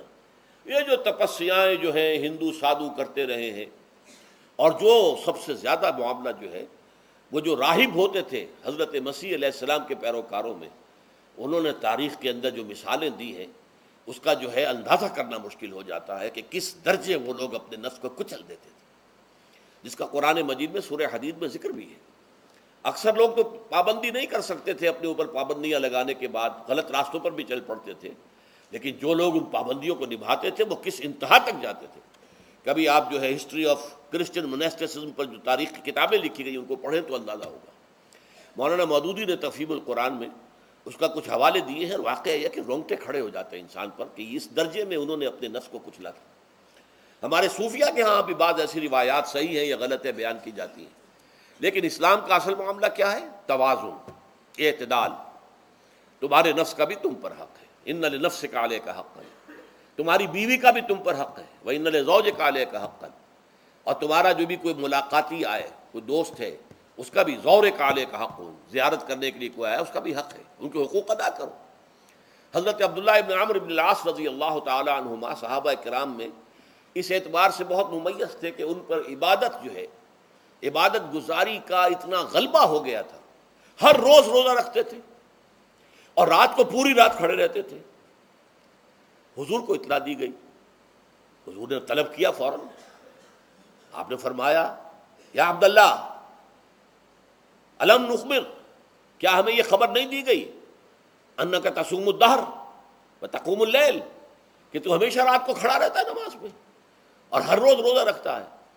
اب ظاہر بات ہے حضور کے حضور میں جھوٹ کیسے بولتے، ویسے بھی جھوٹ بولنے کا سوال نہیں صحابے کے لیے، تو عرض کیا بلا یا رسول اللہ ایسی ہے تو صحیح ہے۔ فرمایا لا تفعل، ہرگز ایسا مت کرو، فإن لنفسك عليك حقا وإن لزوجك عليك حقا وإن لزورك عليك حقا، تمہارے نفس کا بھی تم پر حق ہے، روزہ رکھو بھی اور افطار بھی کرو۔ بہترین روزہ جو ہے وہ حضرت داؤد علیہ السلام کا تھا، ایک دن روزہ رکھتے تھے، ایک دن افطار کرتے تھے۔ لیکن یہ ہے کہ آپ ہفتے میں 2 دن روزے حضور کے ہیں، سوموار کو اور جمعرات کو، مہینے میں 3 روزے یہ ہیں، اس میں گویا کہ سنت پر عمل بھی ہو جائے گا۔ لیکن یہ کہ ہمیشہ روزہ رکھنا، بلکہ یہاں تک کہا گیا ما ساما من سامت دہر، جو ہمیشہ روزہ رکھتا ہے اس نے کوئی روزہ رکھا ہی نہیں۔ کیا مطلب؟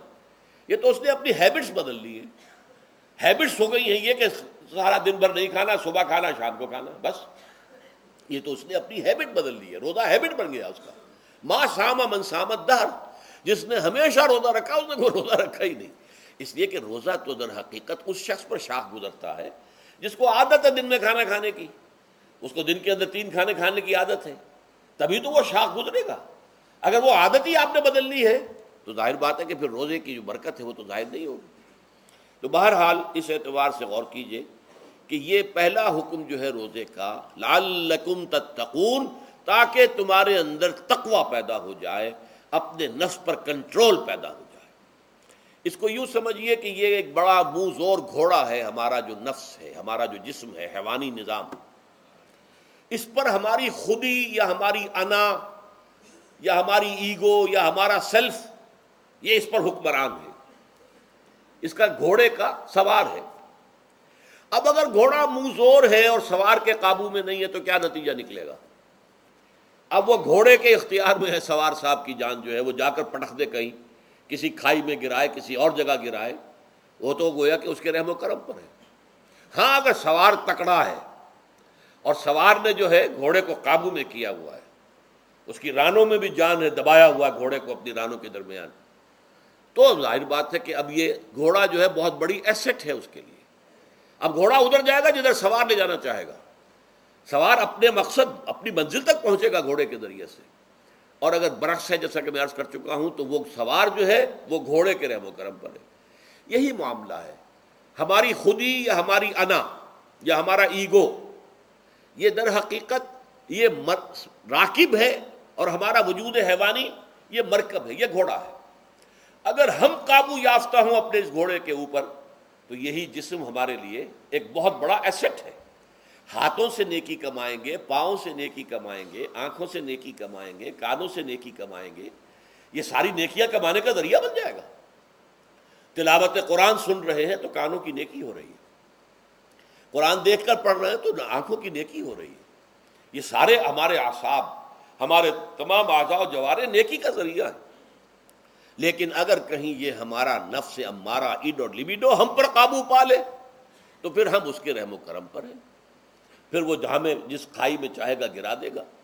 تو اس اعتبار سے روزہ مجرد، ابھی روزے کی بات ہو رہی ہے، وہ روزہ خاص طور پر کہ جس کا حکم پہلے دیا گیا تھا، ایام معدودات، اس کے بارے میں اس کی حکمت، مجرد روزے کی حکمت کیا ہے؟ ضبط نفس۔ اسی ضبط نفس کا دوسرا نام تقویٰ ہے۔ آپ اپنے نفس پر قابو یافتہ ہیں اور پھر اللہ کے سامنے جھک رہے ہیں، یہ ہوئی نا اصل بات۔ آپ اللہ کے سامنے تو جھک رہے ہیں، اے اللہ میں تیری ہی بندگی کرتا ہوں اور کروں گا، نفس پر قابو ہے ہی نہیں، تو آپ کا یہ کہنا محمل ہو جائے گا، نفس کا تقاضا ابھرے گا اور آپ اس کے آگے ہاتھ جوڑ کر کھڑے ہو جائیں گے، تو گویا کہ جو آپ نے کہا تھا ایاک نعبد و ایاک نستعین، اس کی پیروی کرنا، اس کو پورا کرنا، اس کا تقاضا بجا لانا آسان کام نہیں ہے۔ چبی گویم مسلمانم بلرزم کہ دانم مشکلات لا الہ رہا، جب میں کہتا ہوں کہ میں مسلمان ہوں تو میں مجھ پر کب کب یہ طاری ہوتی ہے، اس لیے کہ مجھے معلوم ہے کہ لا الہ کہنے کا مقصد کیا ہے اور مطلب کیا ہے، اس کے تقاضے کیا ہیں۔ تو روزہ مجرد روزے کی غرض و غایت تقوی یا ضبط نفس یعنی سیلف کنٹرول، اور اس سیلف کنٹرول کے ساتھ اپنے پورے وجود کو اللہ کے سامنے جھکا دینا، یہ عبادت ہے۔ اب آئیے اس عبادت کے لیے، روزے کے لیے رمضان کا مہینہ کیوں منتخب کیا گیا بالآخر؟ پہلے تو وہ ہر مہینے کے 3 دن تھے، بالآخر مستقل تا قیام قیامت اور رمضان کا مہینہ ہے۔ اس کی علت کیا ہے؟ ظاہر بات ہے کہ سارے 12 مہینے اللہ ہی کے ہیں، ہفتے کے سارے دن اللہ ہی کے ہیں، دنوں میں سید الایام جمعے کا دن ہے، مہینوں میں سید الاشہر، یہ جتنے مہینے ہیں ان میں سردار جو ہے مہینوں کا وہ رمضان مبارک ہے۔ کیوں ہے؟ اب آپ پڑھیے تیسری آیت، شہر رمضان الذی انزل فیہ القرآن، رمضان کا مہینہ وہ ہے جس میں قرآن نازل کیا گیا۔ اور اس کی مزید کیا ہے تشریح کہ رمضان ہی میں وہ لیلۃ القدر ہے جس میں قرآن نازل کیا گیا۔ اب یہاں 2 چیزیں علیحدہ علیحدہ سمجھ لیجئے۔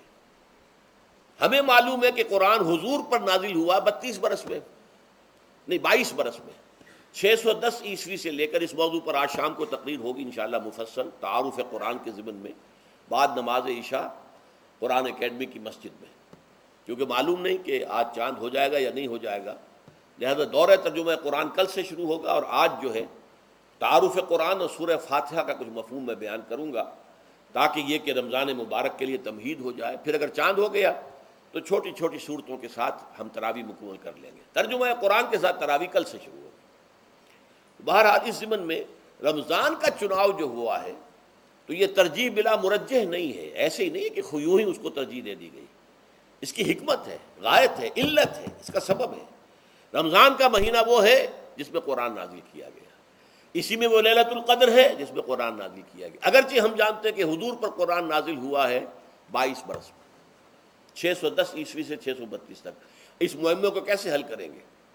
اس کا حل کیا ہے؟ رمضان مبارک کی ایک شب مبارک لیلۃ القدر میں پورا قرآن لوح محفوظ سے دفعتاً پورا کا پورا سمائے دنیا، پہلا آسمان جو ہے ہمارا، اس کے اوپر نازل کر دیا گیا۔ اس کے لیے لفظ ہے انزلہ، انزلہ ینزل انزالن کے معنی ہے دفعتاً کسی چیز کو اتار دینا، اور نزلہ ینزل تنزیلا کے معنی ہے رفتہ رفتہ درجہ درجہ درجہ درجہ درجہ اتارنا۔ اعلام، عالم یعلم اعلاما، کسی شے کو خبردار کر دینا، بتا دینا، بس ہم نے بتا دیا تم جانو، تمہارا کام۔ تعلیم یہ ہے اس کو درجہ بدرجہ سمجھانا، اس کے دماغ میں اتارنا، دیکھنا کہ اتنی بات سمجھ گیا تو اگلی بات سمجھانا، یہ سمجھ میں آ گئی تو اگلی بات، تعلیم اس کو کہتے ہیں۔ تو انزال دفعتاً اتار دینا، تنزیل رفتہ رفتہ تدریجاً تھوڑا تھوڑا کر کے اتارنا۔ تو حضور پر تنزیل ہوئی ہے، فَإِنَّهُ نَزَّلَهُ عَلَىٰ قَلْبِكَ، جبرائیل نے اس قرآن کو تھوڑا تھوڑا تھوڑا تھوڑا کر کے نزلناہ تنزیلا، رتلناہ ترتیلا، ہم نے تھوڑا تھوڑا کر کے اتارا ہے۔ لیکن لیلۃ القدر میں جو ماہ رمضان مبارک کی شب ہے آخری عشرے کی، اس میں پورا قرآن اتار دیا گیا تھا لوح محفوظ سے سمائے دنیا تک۔ شہر رمضان الذی انزل فیہ القرآن ھدی للناس وبینات من الہدی والفرقان، یہ قرآن کیا ہے، کیا بنا کر نازل کیا گیا؟ یہ حال ہے، یہ لوگوں کے لیے، پوری نوع انسانی کے لیے ہدایت ہے، اور یہ ہدایت بینات کی شکل میں آئی، واضح تعلیمات جن میں کوئی شک و شبے کی گنجائش نہیں، از خود روشن۔ بینہ اسے کہتے ہیں وہ شے جو از خود روشن ہو، جس کو ہم کہتے ہیں کہ آفتاب آمد دلیل آفتاب، جب سورج طلوع ہو گیا تو اپنے وجود پر وہ خود دلیل ہے، اسے کسی اور دلیل سے ثابت کرنے کی ضرورت نہیں ہے، از خود واضح۔ تو بینات من الہدی، جو قرآن کی بنیادی ہدایت ہے وہ بینات پر مشتمل ہے، واضح چیز ہے، جو انسان کے لیے، اس کی فطرت کے لیے جانی پہچانی چیزیں ہیں، یہ کوئی باہر کی چیز نہیں آ رہی ہے، اس کے قلب کی گہرائیوں کے اندر یہ سب کچھ موجود ہے، اور اس کی گواہی اس کے قلب کی گہرائیوں سے نکلتی ہے کہ ہاں دیکھنا تقریر کی لذت کے جو اس نے کہا، میں نے یہ جانا کہ گویا یہی میرے دل میں ہے، اس نے تو میرے اپنی فطرت کی ترجمانی کی ہے۔ والفرقان، بینات من الہدی والفرقان، یہ بینات کا اطلاق فرقان پر بھی ہو رہا ہے، حق و باطل کے اندر فرق کر دینے والی شے ہے۔ بین صورت میں یہ حق ہے، یہ باطل ہے، یہ جائز ہے، یہ ناجائز ہے، یہ غلط ہے، یہ صحیح ہے۔ یہ ہے قرآن مجید کی عظمت کا بیان۔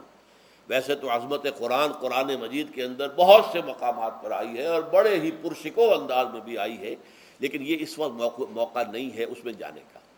یہاں جو قرآن کا تعارف کرایا گیا، ھدی للناس وبینات من الہدی والفرقان، اور یہ رمضان میں نازل کیا گیا، لہذا رمضان کا مہینہ جو ہے اس عبادت کے لیے خاص اور مختص کر لیا گیا۔ فمن شہد منکم الشہر فلیصم، تو جو کوئی بھی تم میں سے اس مہینے کو پائے یا اس میں مقیم ہو وہ لازماً روزہ رکھے۔ میں بیان کر چکا ہوں یہ وجوب علی العین ہے، اس کے اندر اب اختیار نہیں ہے، لیکن یہ کہ اگر من کان منکم مریضا او علی سفر فعدۃ من ایام اخر۔ اب دیکھیے یہ جو رمضان مبارک کو منتخب کیا گیا جو نزول قرآن کا مہینہ ہے، تو اس میں ایک دوہرا پروگرام رکھ دیا گیا ہے جو قرآن مجید میں تو واضح طور پر نہیں کہا گیا، اس لیے کہ اگر قرآن میں اس طور سے آ جاتا تو فرض ہو جاتا، اسے تطوعاً رکھا گیا ہے، لہذا اس کا ذکر قرآن میں نہیں ملے گا۔ موجود ہے کہ جب اس مہینے کو چنا ہی اس لیے گیا ہے کہ یہ نزول قرآن کا مہینہ ہے، لہذا اس کے لیے جو ہم نے پڑھا تھا وہ خطبہ، وہ اب اس کو پلٹ لیجئے۔ جعل اللہ صیامہ فریضۃ وقیام لیلہ تطوعا، اللہ نے اس مہینے کا روزہ رکھنا تو فرض قرار دے دیا ہے، اور اس کا قیام اللیل، راتوں کو کھڑے رہنا، یہ مرضی پر چھوڑ دیا ہے، جو کر سکے، جو بھی ہمت کرے۔ ترغیب و تشویق ہے۔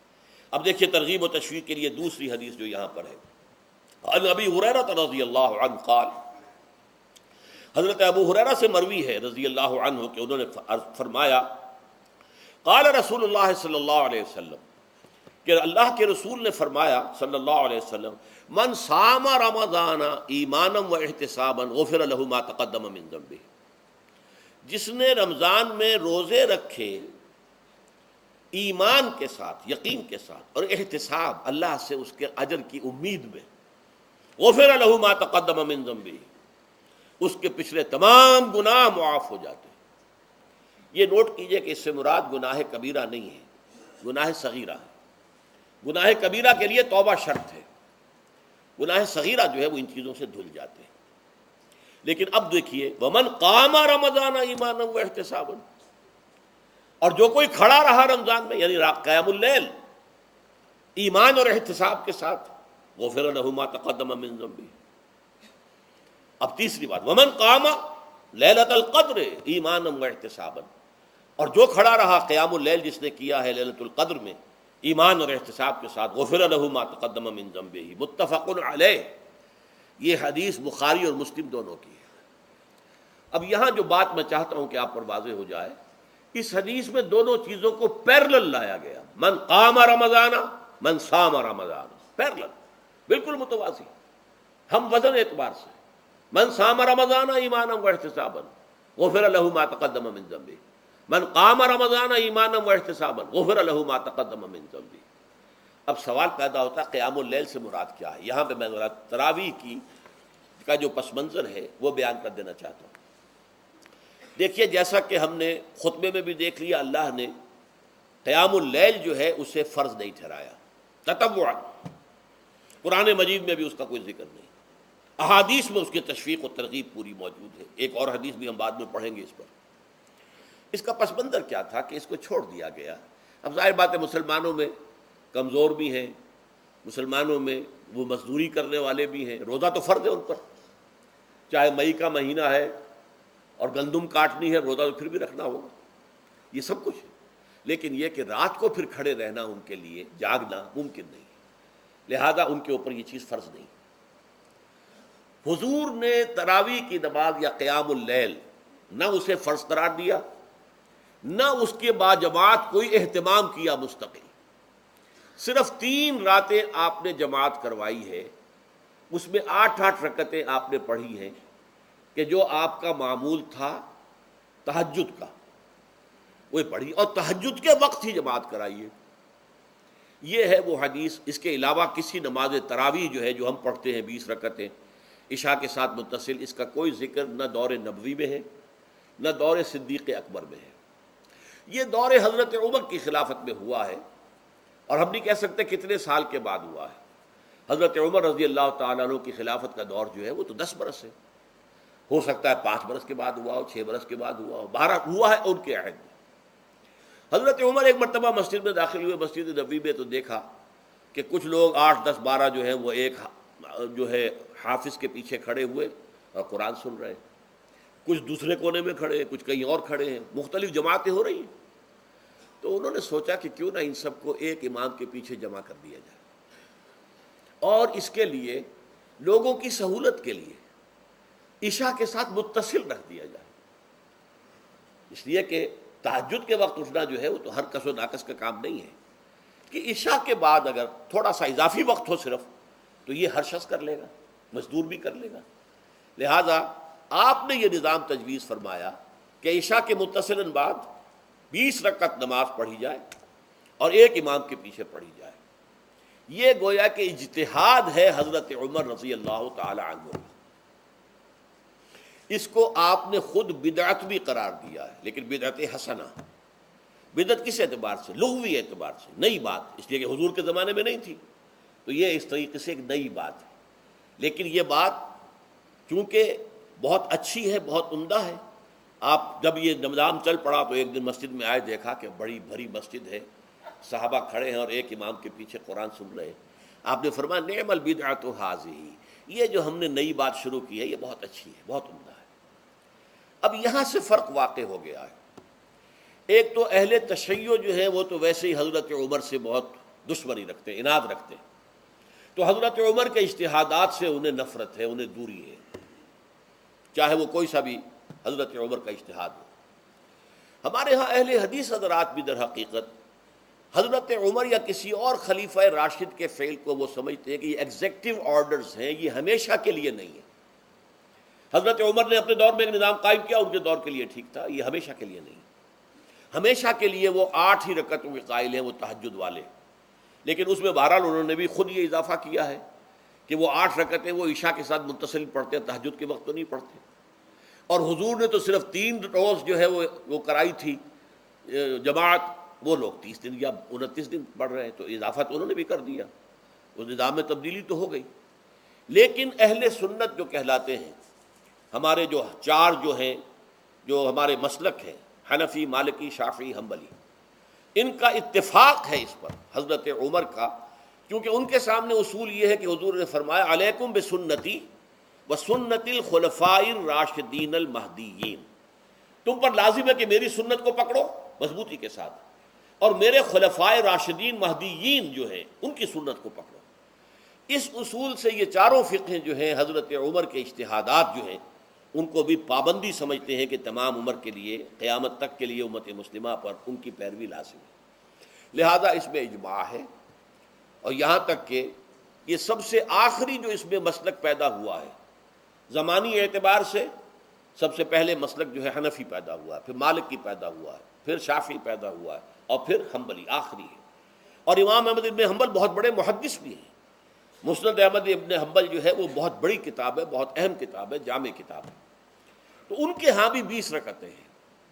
چنانچہ حرمین شریفین میں، سعودی عرب میں، مکے اور مدینہ منورہ میں جو نماز تراویح ہوتی ہے اس کی 20 رکعتیں ہیں، لیکن اہل حدیث حضرات جو ہیں وہ اس 8 کے اوپر اکتفا کرتے ہیں۔ بہرحال یہ ایک اختلاف ہے جو میں نے اس کا پس منظر بیان کر دیا، لیکن اس 20 رکعت نماز سے ادا کرنے سے، جو کہ زیادہ سے زیادہ 50 منٹ یا 1 گھنٹہ لگتا ہے، اس سے وہ قیام اللیل کا حق ادا نہیں ہوتا۔ قیام اللیل کا تو کچھ اور ہی تقاضا ہے۔ قیام کسے کہتے ہیں؟ یہ سورہ مزمل سے واضح ہوتا ہے، یا ایھا المزمل قم اللیل الا قلیلا نصفہ او انقص منہ قلیلا او زد علیہ ورتل القرآن ترتیلا۔ آدھی رات یا آدھی رات سے کچھ کم، یعنی تہائی رات، یا آدھی رات سے کچھ زائد، 2 تہائی رات، یہ ہے قیام اللیل۔ چنانچہ سورہ مزمل ہی کی آخری آیت جو دوسرا رکوع مشتمل ہے جس پر، اس میں صاف کہہ دیا گیا ان ربک یعلم انک تقوم ادنی من ثلثی اللیل ونصفہ وثلثہ وطائفۃ من الذین معک۔ اے اللہ کے نبی، اللہ خوب واقف ہے کہ آپ بھی اور آپ کے ساتھ ایک جماعت بھی رات کو کھڑی رہتی ہے، 2 تہائی رات یا آدھی رات یا 1 تہائی رات۔ تو یہ سارا معاملہ جو ہے قیام اللیل کا، گویا کہ کم سے کم 1/3 رات پر اس کا اطلاق ہو سکے گا، یہ نہیں کہ 1 گھنٹے۔ اب اس کے ضمن میں دیکھیے حدیث پڑھیے، تیسری حدیث ہے ان عبداللہ ابن عمرو ابن العاص رضی اللہ تعالی عنہ، یہ وہی عبداللہ ابن عمرو ہے جن کی میں نے آپ کو حدیث پہلے سنائی ہے۔ یہ ساری رات کھڑے رہتے تھے، پوری رات، اور ہر روز روزہ رکھتے تھے، جس پر حضور نے منع کیا، لا تفعل، مت کرو ایسا۔ رضی اللہ عنہما، یہ خود بھی صحابی ہیں اور ان کے والد عمرو بن العاص بھی صحابی ہیں۔ ان رسول اللہ صلی اللہ علیہ وسلم قال، کہ اللہ کے رسول صلی اللہ علیہ وسلم نے فرمایا، الصیام والقرآن یشفعان للعبد، روزہ اور قرآن بندے کے حق میں شفاعت کریں گے۔ یقول الصیام، روزہ یہ عرض کرے گا اللہ کی جناب میں، اے رب پروردگار، انی منعتہ الطعام والشہوات بالنہار، میں نے تیرے اس بندے کو دن کے دوران کھانے پینے سے اور اپنی شہوت کا تقاضا پورا کرنے سے روکے رکھا، یہ میری وجہ سے روکا رہا، تو میری شفاعت اس کے حق میں قبول فرما، فشفعنی فیہ، میری شفاعت اس کے حق میں قبول فرما۔ ویقول القرآن، قرآن کیا کہے گا، منعتہ النوم باللیل، میں نے اسے رات کے وقت سونے سے، نیند سے روکے رکھا، فشفعنی فیہ، تو اس کے حق میں میری شفاعت قبول فرما۔ حضور فرماتے ہیں فیشفعان، ان دونوں کی شفاعت قبول کی جائے گی۔ یہ ہے قیام اللیل۔ یہ قیام اللیل صرف تراویح کی نماز سے جو پڑھ لی جاتی ہے، اور ہمارے ہاں تو یہ ہے، وہاں کم سے کم یہ تو تھا، صحابہ کرام کھڑے ہوتے تھے تو جو قاری پڑھ رہا ہوتا تھا وہ ان کے دل میں اترتا جاتا تھا، اس کا مضمون اور مفہوم جو ہے ان کو معلوم ہے، لہذا وہ اس کی زبان سے نکلا ہوا ہر لفظ ان کے قلب کی گہرائیوں تک اتر رہا ہے۔ یہاں تو یہ ہے، پیرٹ لائک حافظ ہے، اسے خود پتہ نہیں میں کیا پڑھ رہا ہوں، اکثر حفاظ جو ہیں وہ عالم تو نہیں ہوتے، اور جو سن رہے ہیں انہیں کچھ پتہ نہیں ہم نے کیا سنا ہے، تو ٹھیک ہے، کم سے کم ثواب تو انہیں ملے گا کہ انہوں نے وقت نکالا ہے، 1 گھنٹہ ہی اضافی صحیح، لیکن بہرحال اس کا وقت تو انہوں نے نکالا ہے، محنت کی ہے، کھڑے رہے ہیں، ثواب ملے گا۔ لیکن جو مقصد ہے وہ حاصل نہیں ہوتا۔ اس مقصد کے حصول کے لیے اول تو قیام اللیل کی کم سے کم مدت 1/3۔ اگر کوئی شخص فرض کیجئے کہ اس کے ہاں کوئی اور انتظام نہیں ہے، جیسا کہ ہمارے ہاں ہم نے انتظام کیا ہے، بڑے بڑے شہروں میں دورہ ترجمہ قرآن، اس میں ہمیں 5 گھنٹے لگ جاتے ہیں، نصف شب کے قریب جو ہے معاملہ ہو جاتا ہے۔ اس میں کیا ہوتا ہے کہ ہر 4 رکعت سے پہلے جو اس کے اندر پڑھا جانا ہے حصہ قرآن کا، اس کا پہلے ہم مطالعہ کرتے ہیں بیٹھ کر، ترجمہ اور کچھ موٹے موٹے نکات کی جو ہے وضاحت، پھر کھڑے ہو گئے اور قاری صاحب کے پیچھے 4 رکعتوں کے اندر وہ 4 رکوع یا جتنے بھی ہیں پڑھ لی، سن لی، پھر بیٹھ گئے 4 کے بعد، پھر اگلی 4 رکعتوں کے اندر جو کچھ پڑھا جانے والا ہے اس کا ترجمہ، اس کی تفہیم ہو گئی، پھر کھڑے ہو گئے، پھر سن لیا۔ اس طریقے سے 5-6 گھنٹے میں تراویح ختم ہوئی، تو تراویح بھی ہو گئی، حضرت عمر کے اجتہاد پر عمل بھی ہو گیا، 20 تراویح ہو گئی، لیکن یہ ہے کہ اس کے ساتھ جو اصل غرض و غایت ہے قیام اللیل کی، وہ بھی حاصل ہو گئی۔ یہ ہم نے 17 سال پہلے شروع کیا تھا یا 18 سال پہلے، اور وہ انشاءاللہ اللہ کے فضل و کرم سے اب چل رہا ہے، بڑے بڑے شہروں میں ہو رہا ہے۔ لاہور میں جن مقامات پر ہو رہا ہے وہ تازہ جو ندائے خلافت ہے اس کے اندر آپ اس کی فہرست دیکھ لیں، کراچی میں تو اس سے غالباً 3 گنا مقامات کے اوپر وہ کام ہو رہا ہے، اور دوسرے شہروں میں بھی ہو رہا ہے۔ تو اس سے در حقیقت وہ غرض و غایت، وہ حکمت جو ہے پوری ہوتی ہے کہ یہ دونوں چیزیں پیرلل ہیں۔ من صام رمضان ایمانا واحتسابا غفر له ما تقدم من ذنبه ومن قام رمضان ایمانا واحتسابا غفر له ما تقدم من ذنبه، تو سیام اور قیام جو ہے ان دونوں کا حق ادا ہو جاتا ہے۔ تو یہ ہے شہر رمضان الذی انزل فیہ القرآن ھدی للناس وبینات من الھدی والفرقان فمن شہد منکم الشہر فلیصم ومن کان مریضا او علی سفر فعدۃ من ایام اخر یرید اللہ بکم اليسر ولا یرید بکم العسر ولتکملوا العدۃ ولتکبروا اللہ علی ما ھداکم ولعلکم تشکرون۔ اب جو آخری لفظ ہے لعلکم تشکرون، اب اس کی وضاحت سمجھیے۔ اور رمضان کے یہ 2 پروگرام جب پیرلل ہو جائیں گے، جب دونوں کی پابندی کی جائے گی، تو اس کا حاصل کیا ہے؟ اس بات کو سمجھنے کے لیے سب سے پہلے آپ اس کو سمجھیے کہ جسے ہم خود ہی کہہ رہے تھے، جسے ہم سیلف کہہ رہے تھے، اپنی انا کو مضبوط کرنا، سیلف کنٹرول، ایگو جو ہے وہ پوری طرح قابو یافتہ ہو اڈ اور لبیڈو پر، اصل میں اس سے مراد کیا ہے؟ اس پر میں نے تفصیل سے بحث کی ہے عظمت صوم نامی اپنے کتابچے میں. ویسے یہ ہے کہ وہ مشکل ہے، ذرا فلسفیانہ اس کا انداز ہے، لیکن یہ ہے کہ وہی باتیں آسان الفاظ میں جو دوسرا کتاب چاہے عظمت سیام و قیام رمضان مبارک، وہ آسان ہے. اگرچہ یہ دونوں بہت ہی محدود تعداد میں ہمارے پاس ہیں، لیکن یہ کہ میں نے ذکر کر دیا، جو حضرات لینا چاہیں وہ لے لیں. لیکن یہ ہے کہ اس میں اصل پس منظر کیا ہے. دیکھیے ہمارا جو وجود ہے انسان کا، یہ کمپوزٹ ہے، مرکب ہے. ہمارے دو وجود ہیں جو جوڑ دیے گئے ہیں. کیسے جوڑ دیے گئے ہم نہیں جانتے، لیکن ہے دو وجود. ایک وجود حیوانی ہے، میں نے عرض کیا تھا پہلے ہی، ہر انسان ایک حیوان بھی ہے مکمل، سارے حیوانی تقاضے ہمارے اندر بھی ہیں. لیکن حیوان اور انسان میں بنیادی فرق یہ ہے کہ انسان کا جو اصل وجود ہے وہ روحانی ہے. اس روحانی وجود کی وجہ سے انسان کا وہ مقام ہوا کہ تمام فرشتوں کو اس کو سجدہ کرنے کا حکم دیا گیا. فَإِذَا سَوَّيْتُهُ وَنَفَخْتُ فِيهِ مِن رُوحِي فَقَعُوا لَهُ سَاجِدِينَ. فرشتوں سے کہہ دیا گیا تھا کہ میں ایک بشر پیدا کرنے والا ہوں مٹی سے.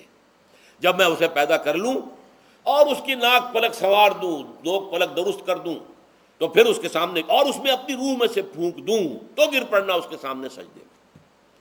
حیوان انسان اور انسان روحانی یہ دونوں مل کر اب آدم بنے ہیں.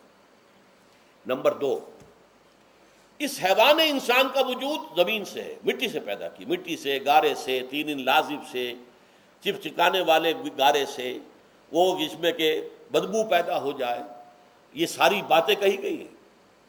اور سائنس بھی کہتی ہے مٹی سے پیدا ہوئے. کیسے پیدا ہوئے اس میں اختلاف ہے، لیکن یہ کہ ہے مٹی ہماری اوریجن، قرآن بھی کہتا ہے اور سائنس بھی کہتی ہے. اور ہمارے وجود کو جب وہ تھک جائے، مزمحل ہو جائے، اس کی انرجی کم ہو جائے، تو اس کے لیے جو غذا ہے، جو تقویت ہے، وہ بھی ساری زمین سے آ رہی ہے. آپ نے پھل کھائے، آپ نے گندم کھائی، آپ نے چاول کہاں سے آ رہے ہیں؟ اچھا بکری کا گوشت کھایا تو بکری کا گوشت کس چیز سے بنا ہے؟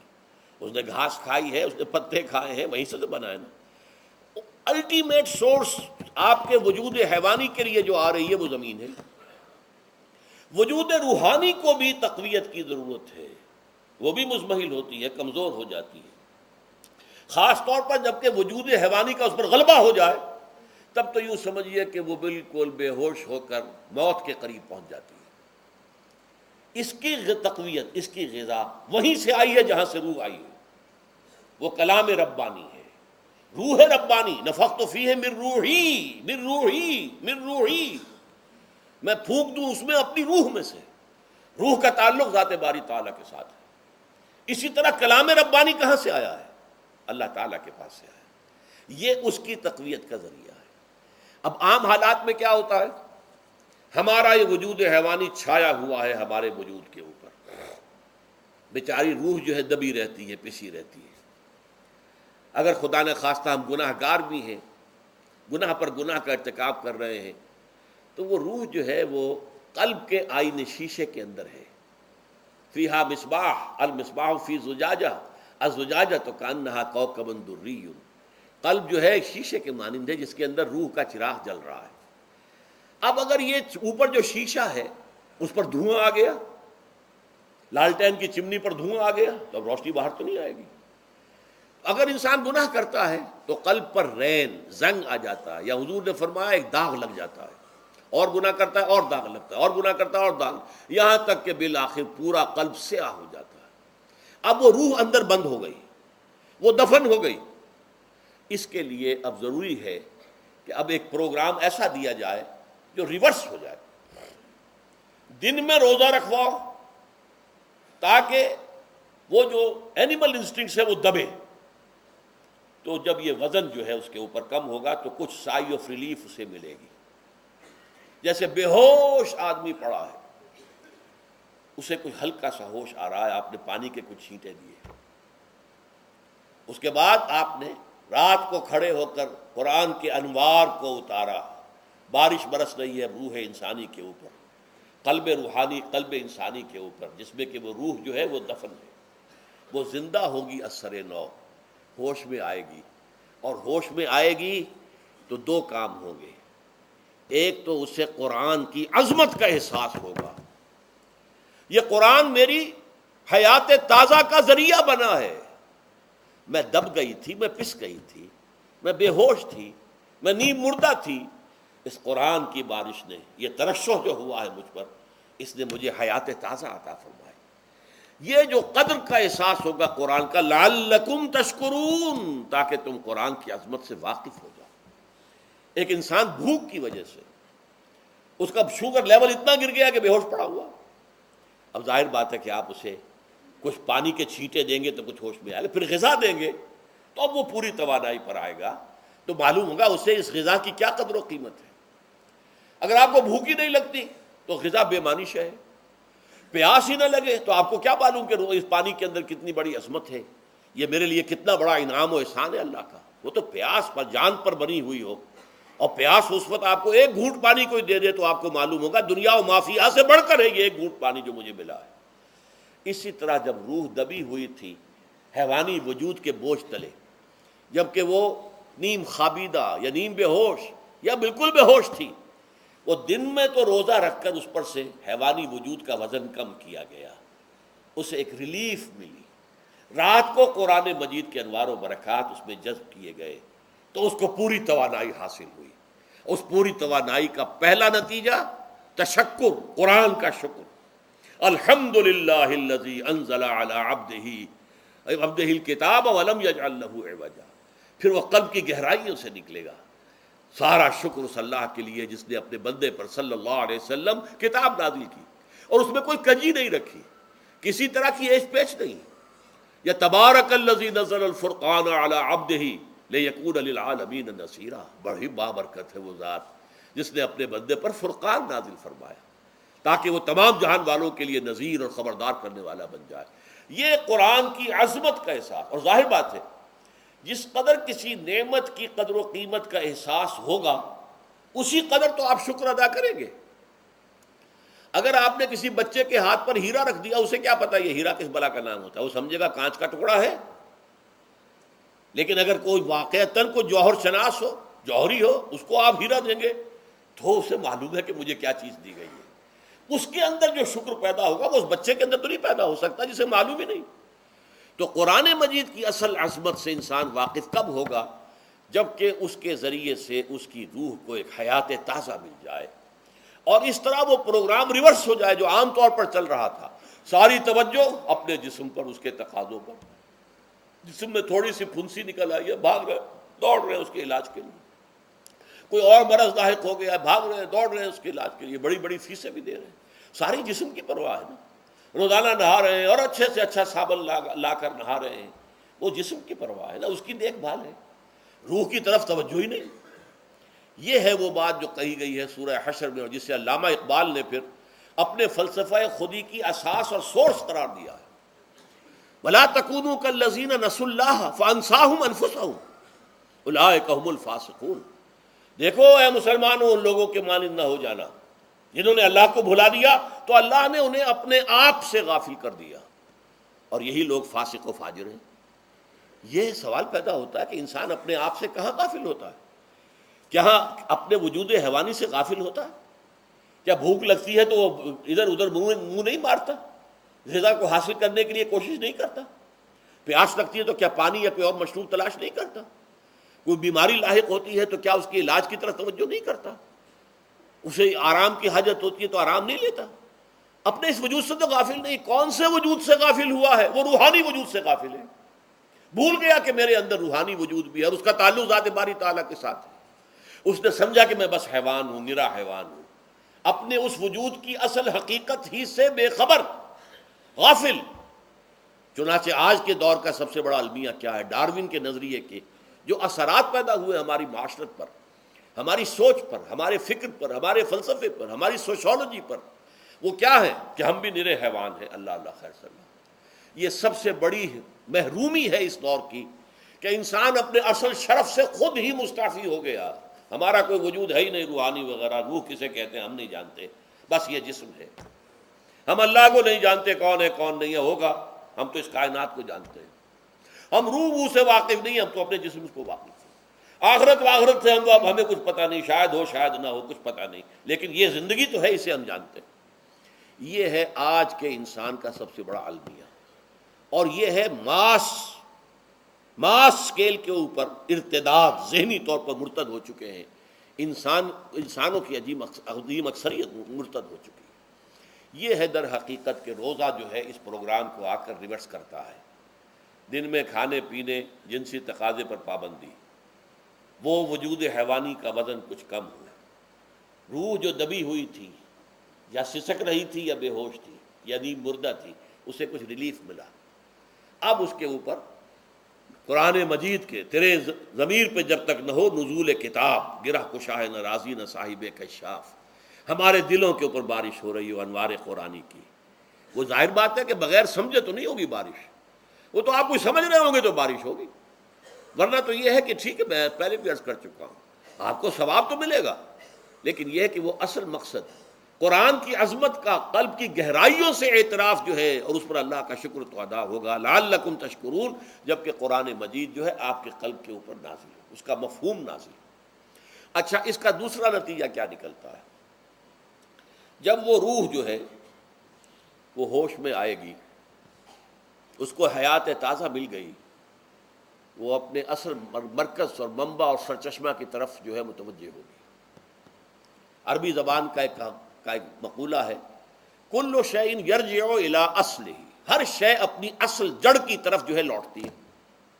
ہمارا وجود حیوانی زمین سے زمینی کی طرف لوٹتا ہے، یعنی مرنے کے بعد زمینی میں چلا جائے گا۔ اور نمبر دو، دنیا میں بھی زمینی خواہشات، زمینی تمنائیں، آرزوئیں وہ ہیں، وَلَٰكِنَّهُ أَخْلَدَ إِلَى الْأَرْضِ، جیسے کہ سورہ وہ کہا گیا ہے بلعام بن باعورہ کے بارے میں سورہ اعراف میں، وہ تو زمین ہی کی طرف دھنستا چلا گیا۔ ہماری روح کا منبع اور سرچشمہ ذات باری تعالیٰ ہے، وہ امر رب ہے، لہذا فوراً انسان اپنے رب کی طرف متوجہ ہوتا ہے۔ یہ اللہ کی طرف متوجہ ہو جانا اور پھر اس سے ہم کلام ہونا اور اس سے دعا کرنا، یہ ہے روزے کا اصل مقصد۔ جب سیام اور قیام رمضان مبارک کا دوہرا پروگرام ہوگا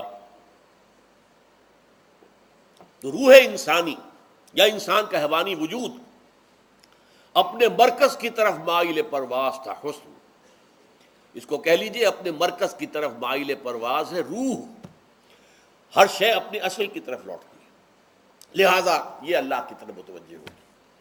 یہ اللہ تعالیٰ کی طرف متوجہ ہونے کا معاملہ دنیا میں رہا ہے کہ لوگ کہیں جنگلوں میں جا کر تپسیائیں کر کے، غاروں میں بیٹھ کے، بڑی بڑی ریاضتیں کر کے کیا چاہتے تھے؟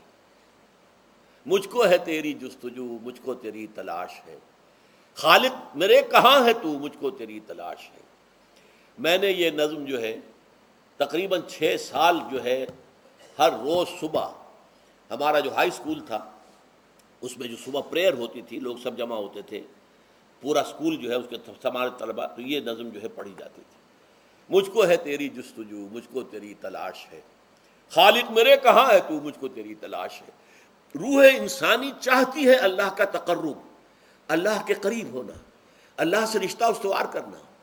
یہ وجود حیوانی حائل ہے اس کے راستے میں، یہ حیات دنیاوی اس کے لیے پنجرا بن گئی ہے، اس روح کے لیے یہ ایک در حقیقت ایک قید خانہ ہے، جیسے کہ حضور نے فرمایا کہ الدنیا سجن المومن وجنت الکافر، مومن کے حق میں یہ دنیا قید خانہ ہے، اس کی روح جو ہے یہاں آ کر اس جسد حیوانی کے اندر جو ہے وہ دفن ہو گئی ہے، قید خانہ ہے، اس پنجرے میں بند ہو گئی۔ تو لیکن وہ کافر کے لیے یہی باغ و بہار ہے، یہیں پر عیش کرنے ہیں، یہیں پر مزے لوٹنے ہیں۔ تو اس سے در حقیقت ریلیف ملتا ہے، تو انسان متوجہ ہوتا ہے اللہ کی طرف اور دعا کرتا ہے، اللہ سے ہم کلام ہوتا ہے۔ یہ ہے در حقیقت روزے اور رمضان کا جو دوسرا نتیجہ نکلتا ہے اور بلند ترین نتیجہ ہے، اس کا ذکر ہے آیت نمبر 4 میں، اور یہ کہ بہت سے لوگ ایسے ہیں جو قرآن مجید میں نظم کے بہت قائل ہیں، لیکن میں حیران ہوں کہ اس نظم کے اندر اس کے ربط اور رشتے کو وہ تلاش کرنے سے قاصر رہے۔ وَإِذَا سَأَلَكَ عِبَادِي عَنِّي فَإِنِّي قَرِيبٌ، جب روح بیدار ہو جائے گی، اسے حیات تازہ ملے گی، تو اے نبی میرے بندے جب آپ سے پوچھیں میرے بارے میں، وہ میرا تقرب چاہتے ہیں، میرا قرب چاہتے ہیں، وہ چاہتے ہیں مجھ سے ہم کلام ہونا، وہ چاہتے ہیں کہ مجھے ان کے ساتھ، ان کو میرے ساتھ ایک نسبت مل جائے۔ وَإِذَا سَأَلَكَ عِبَادِي عَنِّي فَإِنِّي قَرِيبٌ، انہیں بتا دیجیے میں قریب ہی ہوں، میں دور نہیں ہوں۔ اور آیا ہے سورہ قاف میں نحن اقرب الیہ من حبل الورید، جو شہ رگ ہے انسان کی اس سے بھی زیادہ قریب ہوں میں اس سے۔ نوٹ کیجئے کیسے، اس کی روح کا تعلق میری ذات کے ساتھ ہے براہ راست۔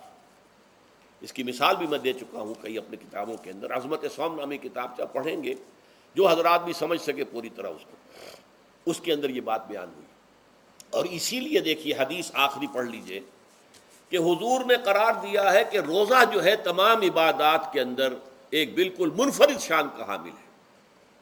وعن ابی ہریرہ رضی اللہ تعالی عنہ، اور یہ متفق علیہ روایت ہے، بخاری اور مسلم دونوں کی۔ قال رسول اللہ صلی اللہ علیہ وسلم، قال اللہ عز وجل، اسے حدیث قدسی کہتے ہیں۔ حضور نے فرمایا کہ اللہ فرماتا ہے، تو یہ حدیث بھی ہو گئی کہ حضور نے ہمیں بتائی، اور حدیث قدسی ہو گئی کہ اللہ کا قول ہے جو حضور نقل کر رہے ہیں۔ قرآن مجید وحی جلی ہے، یہ وحی خفی ہے، لیکن یہ عام حدیثوں کے مقابلے میں اس کا مرتبہ اور مقام بہت بلند ہے کہ حضور فرما رہے ہیں کہ اللہ فرماتا ہے۔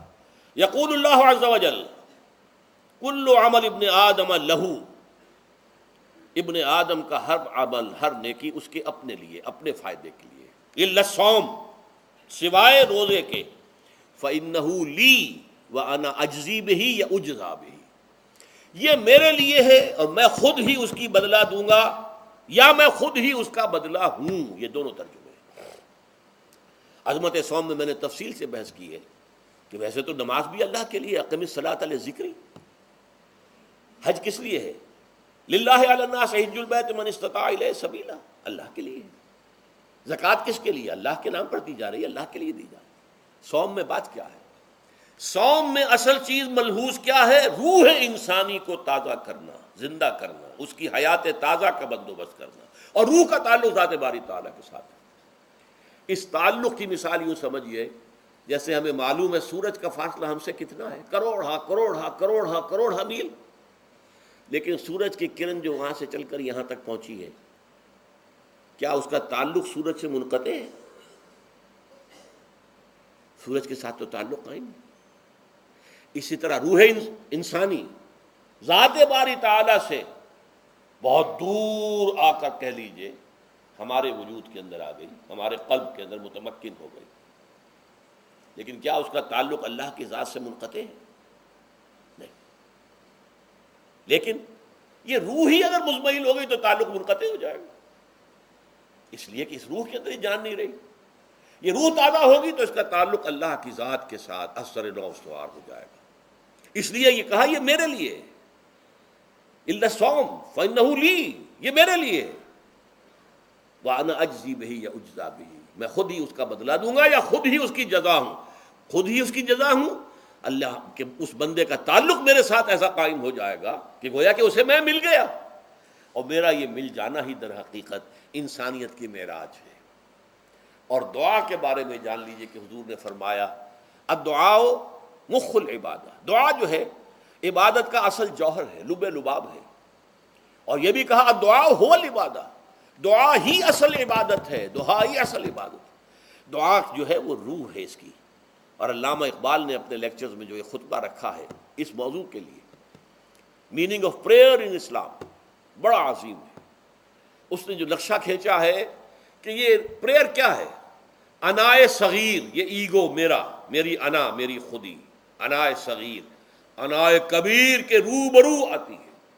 انائے کبیر اللہ، اننی انا اللہ لا الہ الا انا، یہ انا، انائے کبیر، اللہ کی انا، وہ عظیم انا، اور یہ چھوٹی سی محدود سی انا۔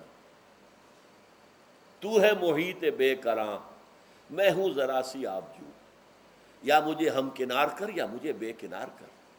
اقبال نے پتہ نہیں کس جگہ کس کیفیت میں ڈوب کر یہ شعر کہا ہے۔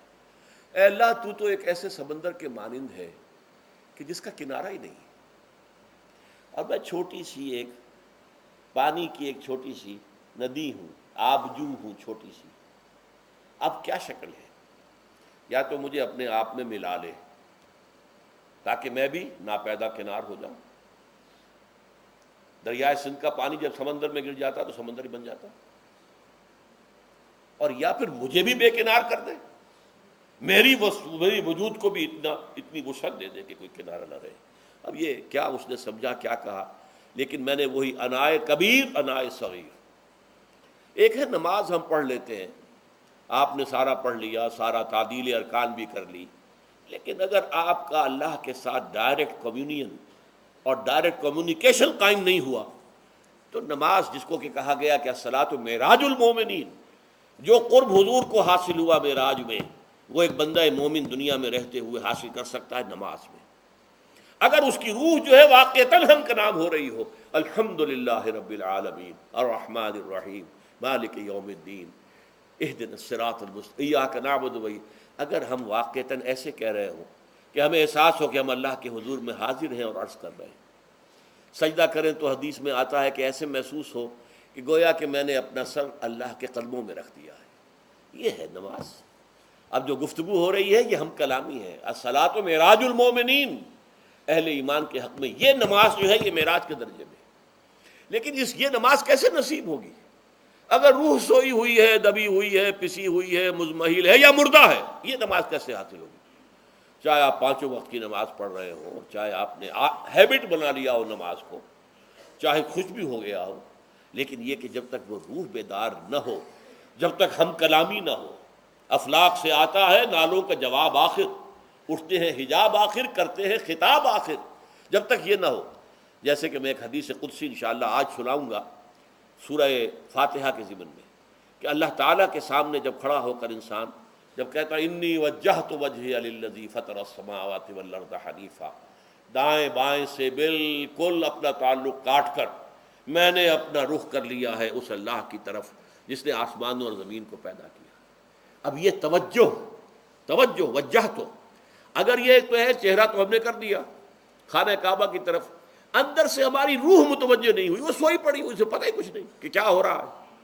تو اس صورت میں وہ کیا ہے؟ ظاہری بات تو پوری ہو گئی، نماز کا ثواب ہو جائے گا، فرض کی ادائیگی کا ثواب مل جائے گا، لیکن وہ اصل نماز تو حاصل نہیں ہوتی. یہ ہے وہ بات کہ وَإِذَا سَأَلَكَ عِبَادِي عَنِّي فَإِنِّي قَرِيبٌ. اے نبی، جب میرے بندوں کی روحیں بیدار ہو جائیں، توانا ہو جائیں، حیات تازہ سے وہ ہم کنار ہو جائیں، اور پھر وہ میرے بارے میں پوچھیں، وہ میرا تقرب حاصل کرنا چاہتے ہیں، تو آپ سے پوچھیں تو کہیے میں قریب ہوں. اجیب دعوت الداع اذا دعان، یہ ہے وہ دعا، میں ہر پکارنے والے کی پکار، ہر دعا کرنے والے کی دعا کو سنتا ہوں، قبول کرتا ہوں، جواب دیتا ہوں جہاں کہیں بھی مجھے پکارے. اذا دعان، اس میں در حقیقت وہ مفہوم آ گیا ہے there and then wherever. آپ اپنے گھر میں ہو کر پکاریں اللہ کو، آپ بستر پر لیٹے ہوئے پکاریں اللہ کو. الذین یذکرون اللہ قیاما وقعودا وعلی جنوبہم. ہاں ٹھیک ہے، بعض مقامات بعض اوقات قبول دعا کے لیے زیادہ سازگار ہیں، حرم میں جا کر دعا مانگی جائے، اور منا میں، عرفات میں خاص طور پر، جبل رحمت پر خاص طور پر، ملتزم جو ہے کعبے کا اس پر خاص طور پر، وہ ایام بھی ہے خاص. لیکن یہ نہیں ہے کہ بقیہ دنوں میں آپ کے اور اللہ کے درمیان کو بڑا فاصلہ ہے. یہ سارا دنیا میں مشرکانہ نظاموں نے تصور پیدا کیا، اللہ تو دور ہے، دور ہے، دور ہے، دور ہے، پاک ہے، پاک ہے، پاک، تم ناپاک ہو، ناپاک ہو، ناپاک ہو، اور تم تو بڑی پستی میں پڑے ہو، تم اللہ سے براہ راست ہم کلام نہیں ہو سکتے.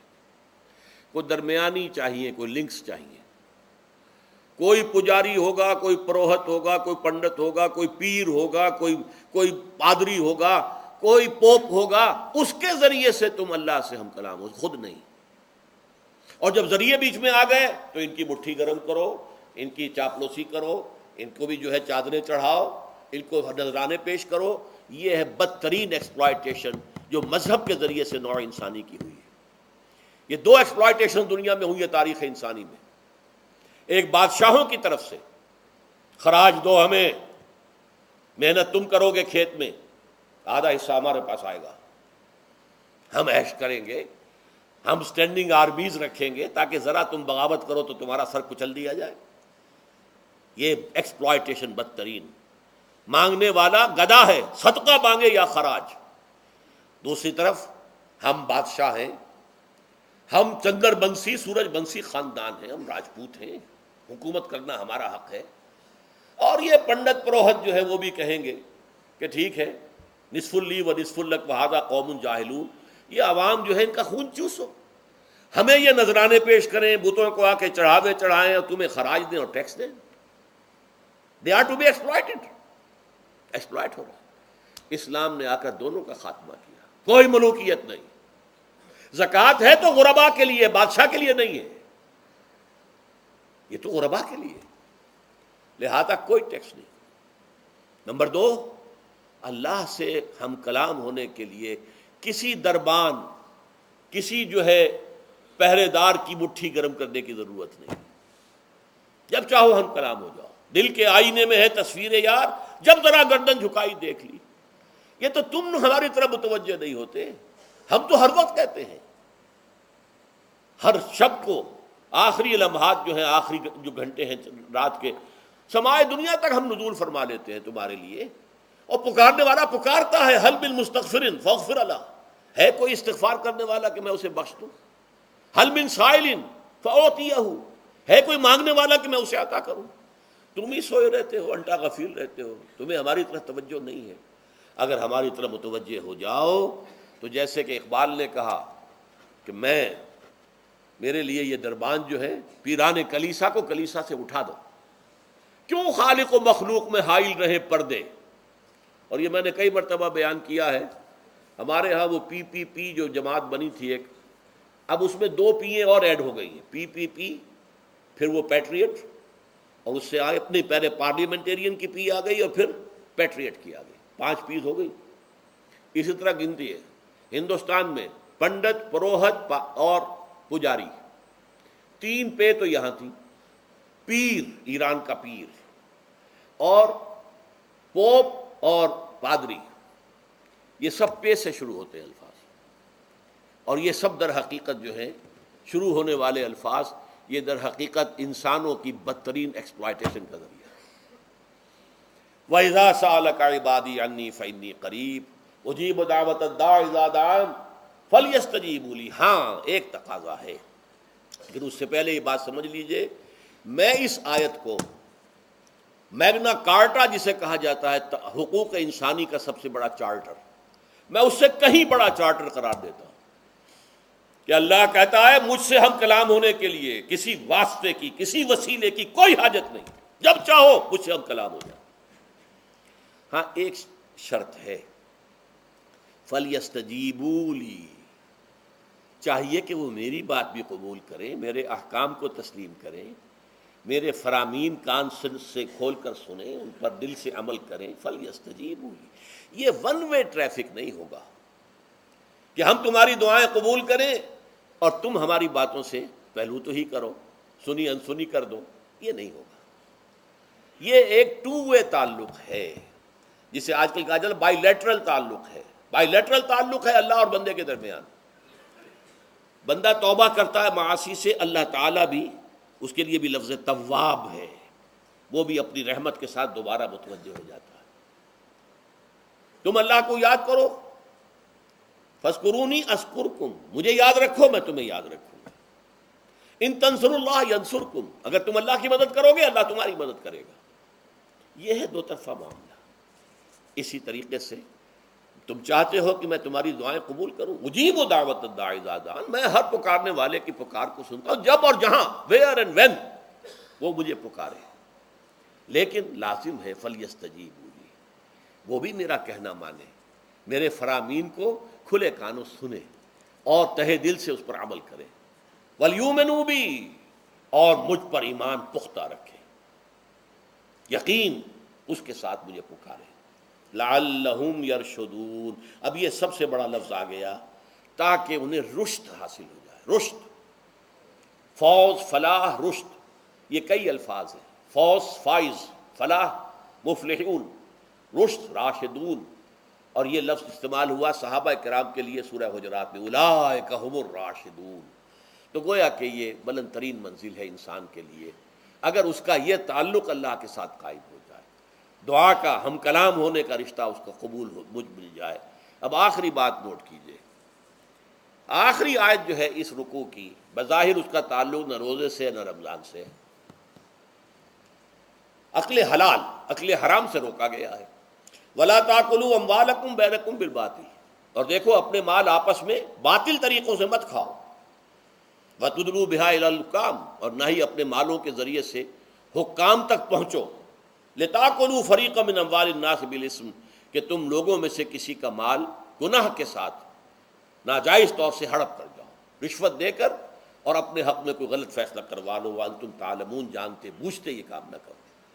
بظاہر تو نہ روزے سے تعلق ہے نہ رمضان سے، پھر اس رکوع میں کیسے آ گئے؟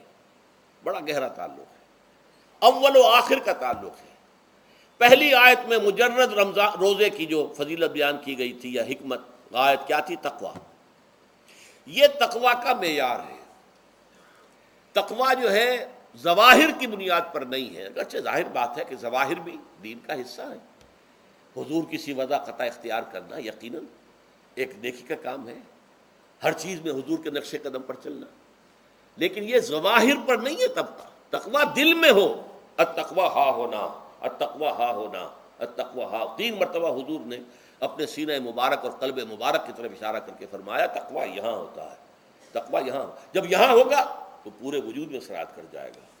لیکن اس میں اہم ترین بات کیا ہے؟ اکل حلال، جو مشکل ترین کام ہے، حرام کا لقمہ نہ آئے، ورنہ جیسے کہ کہا گیا ہے دعا کے بہترین مقام پر پہنچ گئے ہو، حرم کعبہ کے ملتزم کے ساتھ چمٹے ہوئے ہو اور دعائیں کر رہے ہو، اب اس سے زیادہ دعا کی قبولیت کا کون سا وقت ہوگا؟